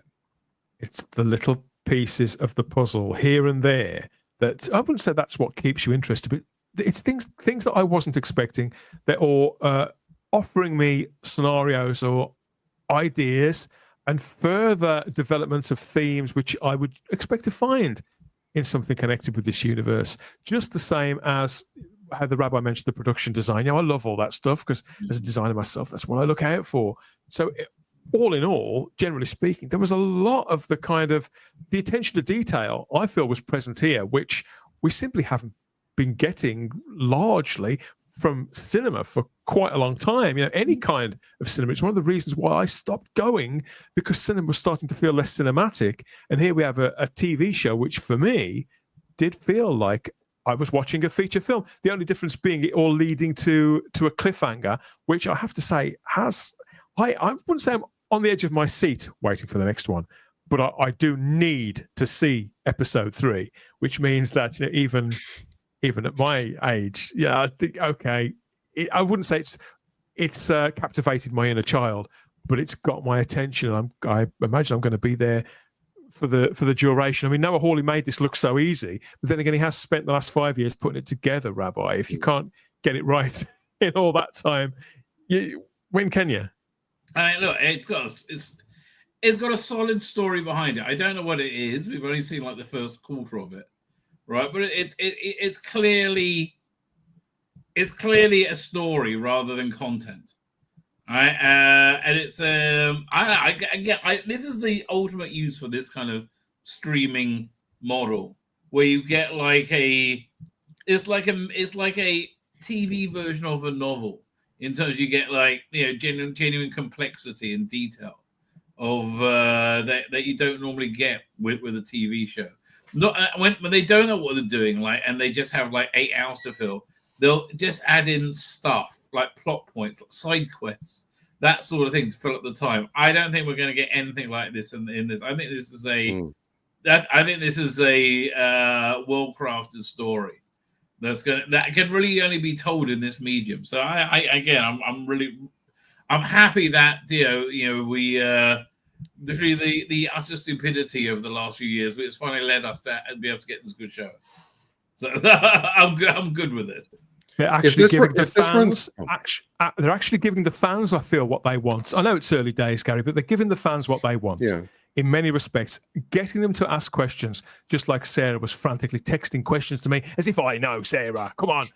She hasn't got Noah Hawley's number. That's what it is. So it's got people asking the right questions, but I think it will give the mainstream enough of, that's how I would expect to feel if I had paid my ticket price to see an alien film. This is probably how I would expect to feel. So they're doing that as well as opening everything up very, very believably, and broadening the monstrous side, so it can go somewhere else. I mean, I always think that when people say they're going to have something run for multiple seasons, it can be the kiss of death. That's why, and I can't imagine the amount of shows, Chris, that I've watched where you get on board with something and it feels really epic. It's this is going to go on for, and they talk a good game. Some creatives, this is going to be a 5-season thing, and then did 2 seasons and it gets cancelled. So it's almost that I've been too battle scarred. Or at the other end, it becomes Lost. Yeah. Yeah. I actually season as it comes. Part of me hopes that if this runs multiple seasons, like will the season 3 cliffhanger be like who shot the xenomorph? And we'll we'll get. I did not shoot the deputy. I get the impression it's going to have a real shape to it, and they may leave us with a tease for something else, because obviously you can't, as I said at the top of the show, these intellectual properties now, it's like TV shows never truly get cancelled, never to be seen again. But if they're attached to a broader IP, this could fall on its face, and almost certainly give it a few years, somebody will come back to this and we'll do something else with it. So I think, okay, I'm here for this time. I thought the thing stumbled a little during episode 2. There was just one place where it started to lag just a touch. A few too many character moments where I just started to get itself bogged down. But it was up and running again. It was up and running again in next to no time. So I think, that could be on me. So maybe I'll rewatch this and see other things. This has been the first TV show in a while that I have had the urge to rewatch the episodes, just in case there are things that I may have missed, either visually or narratively, so that I can sort of not miss anything going forwards. That's usually a good sign, Chris. Are you going to get on the rest between now and when we next see you? Have you been compelled by our conversation? Oh, my plan had been to watch them, but through various things I wasn't able to finish them, so I'm going to finish them tonight. I think the biggest fear I had, and I expressed this when we were talking a few weeks ago, is this could easily turn into a mystery box nightmare. And I half expected when I started that it's like I was going to be watching Person of Interest or something. And I kind of have that fear because that will take me out of it completely. I'm tired of like the complex conspiracy mystery box crap stories. So I turned it on. I'm like, okay, if we start with 2 shady company guys talking about some kind of conspiracy, I'm turning it off. And I was pleasantly surprised because we actually, I love the opening. And then we go right back into the ship. I'm like, okay, well, this isn't bad. So I will watch it. The thing that I'm worried about, this being FX, is that it doesn't pull an American Horror Story, which I haven't watched in 5 years or so, where it starts off really good and then just kind of unravels into complete nonsensical crap near the end. I will also be not happy at all if this ends on a cliffhanger. I want to see, this is what, 8 episodes you said? Yeah. Or is it 8? Yeah, it's 8. I want to see a self-contained 8-episode story.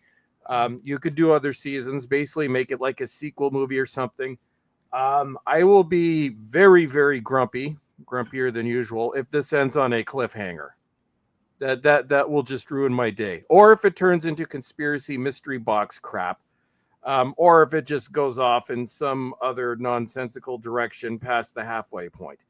But so far, it has compelled me. I'm going to rewatch all the Alien movies. I'm actually, right after I finish this, I'm going to rewatch the first Alien movie, which actually got on 4K a few years ago. And I haven't noticed. I haven't watched it yet because it's still in the shrink wrap. I will watch the other Alien movies except for possibly Resurrection because that's terrible. I'm going to rewatch Prometheus and see if it's still as crap as I remembered, and I'm finally going to watch Romulus. So funny. What about Covenant? That not get a look in? It's funny. Well, Covenant is the 2-part Prometheus Covenant. It's funny how we react to this material, because after I saw Superman in the cinema, the second time I thought, oh, I need to get more. I need more, and they haven't made the second one yet. So, and I can't see Supergirl for a year. So I immediately went back to my collection and looked for something like Lois and Clark animated episode. Well, I just needed to get another fix of Superman, which means that my love of that character had been bolstered by James Gunn, and it seems like that has had a similar effect. Seeing what you have had of Alien Earth so far, Chris, on you with that, if you're going back to the earlier films as well. There's going to be lots more, I don't doubt, over the next 6 episodes. So yeah, Alien Earth premiered its first 2 on FX and Hulu, and internationally on Disney Plus this week. The remaining 6 that complete this run will drop at 1 per week, right the way through until mid-September time, late September, on Tuesday / Wednesday, depending on where you are in the world. And we'll be covering each episode here until the maybe gory conclusion. And we'll be expecting more comments from you too as well once you've watched it and mulled some of it over. Let us know what you think as ever. Aliens! Yo, Hicks! Something big is in the air! It's the alien flying queen and her gruesome gorillas. Send in the ultimate space marine, Atax, disguised in his big bad bug suit. He sneaks in and takes him out. But the flying queen unmasks him. Send in Hicks and the heavily armored evac fighter. Send in the Marines. Blast them. Yeah. And bottle them. And it's bye-bye bug, each sold separately. Aliens!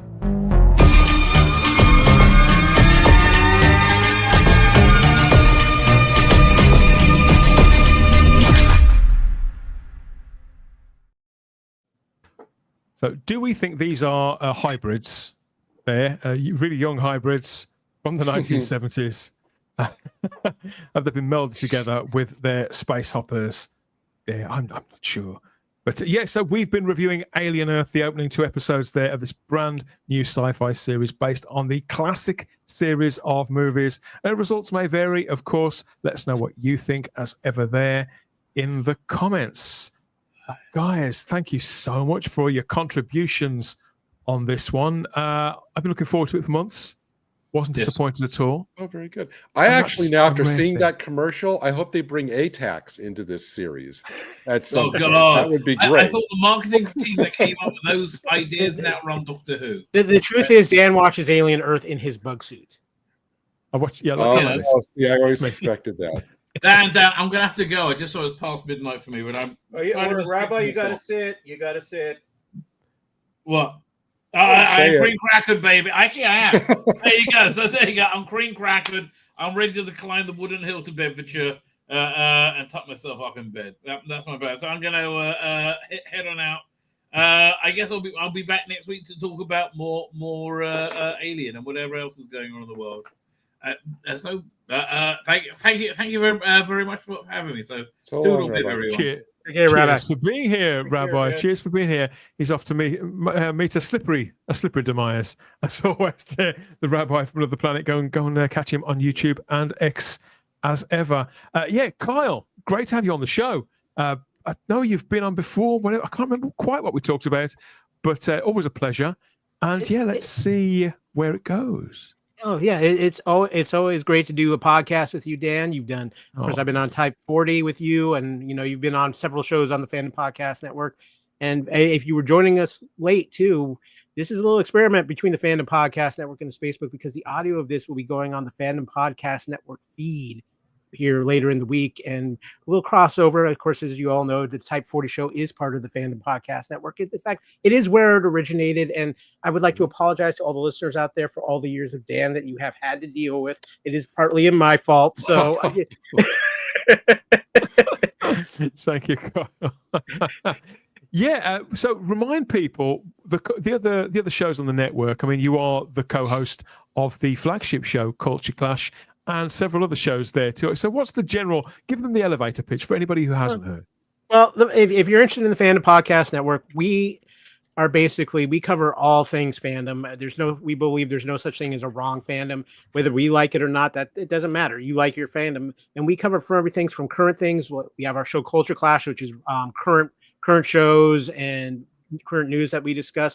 We have some great shows like Couch Potato Theater, where we take one of those movies that you find on cable a lot, where it's like, doesn't matter when you catch it on TV, what point in the movie it is, you sit down and you end up watching it. And we're actually having a lot of fun with it right now, because we're actually doing a Canon Films retrospective right now. We just put out the latest episode of that, Brilliant. which was the Stallone classic Cobra, if you want to call it that, a classic. But we do fun things. We have our show Time Warp, which we take a year and we discuss all the films and TV that happened in that year per month. So the July episode of Time Warp right now, we're doing the year of 1990. So we've got a lot of great films in July of 1990 and some interesting television. It was so big, we actually had to break it into 2 episodes.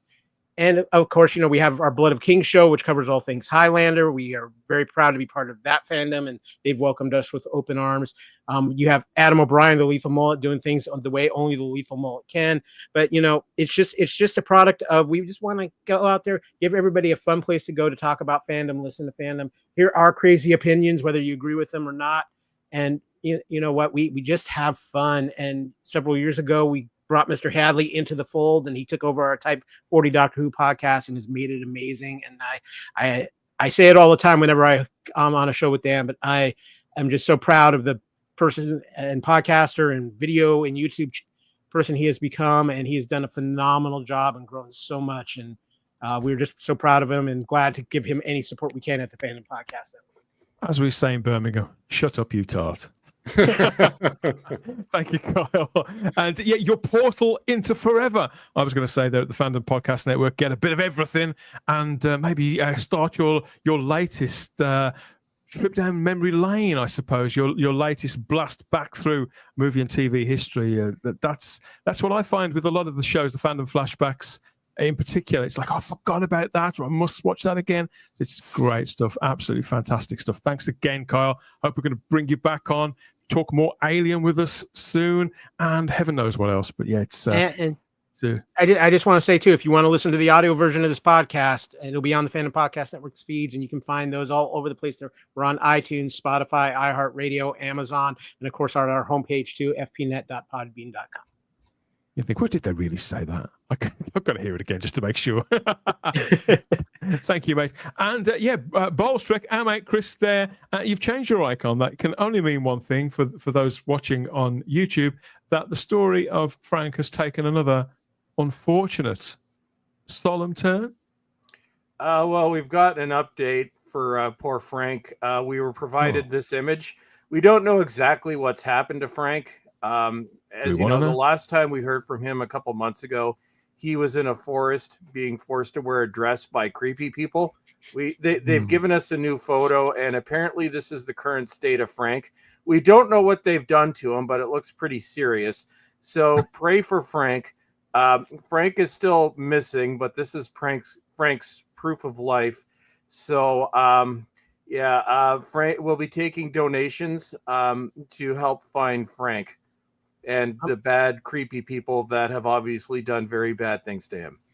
Wait, Chris, we keep a kaiju down in the basement of the Fandom Podcast Network, and in my last order of kaiju food, that picture was one of my options. Oh well, poor Frank. We're gonna hope that it's not gonna be R.I.P. Frank. And I asked Professor Dinkles to comment, and he says Frank did this to himself. Because as we all know, this started when Frank did very, very horrible, terrible, unspeakable things on Christmas Eve while high on crack.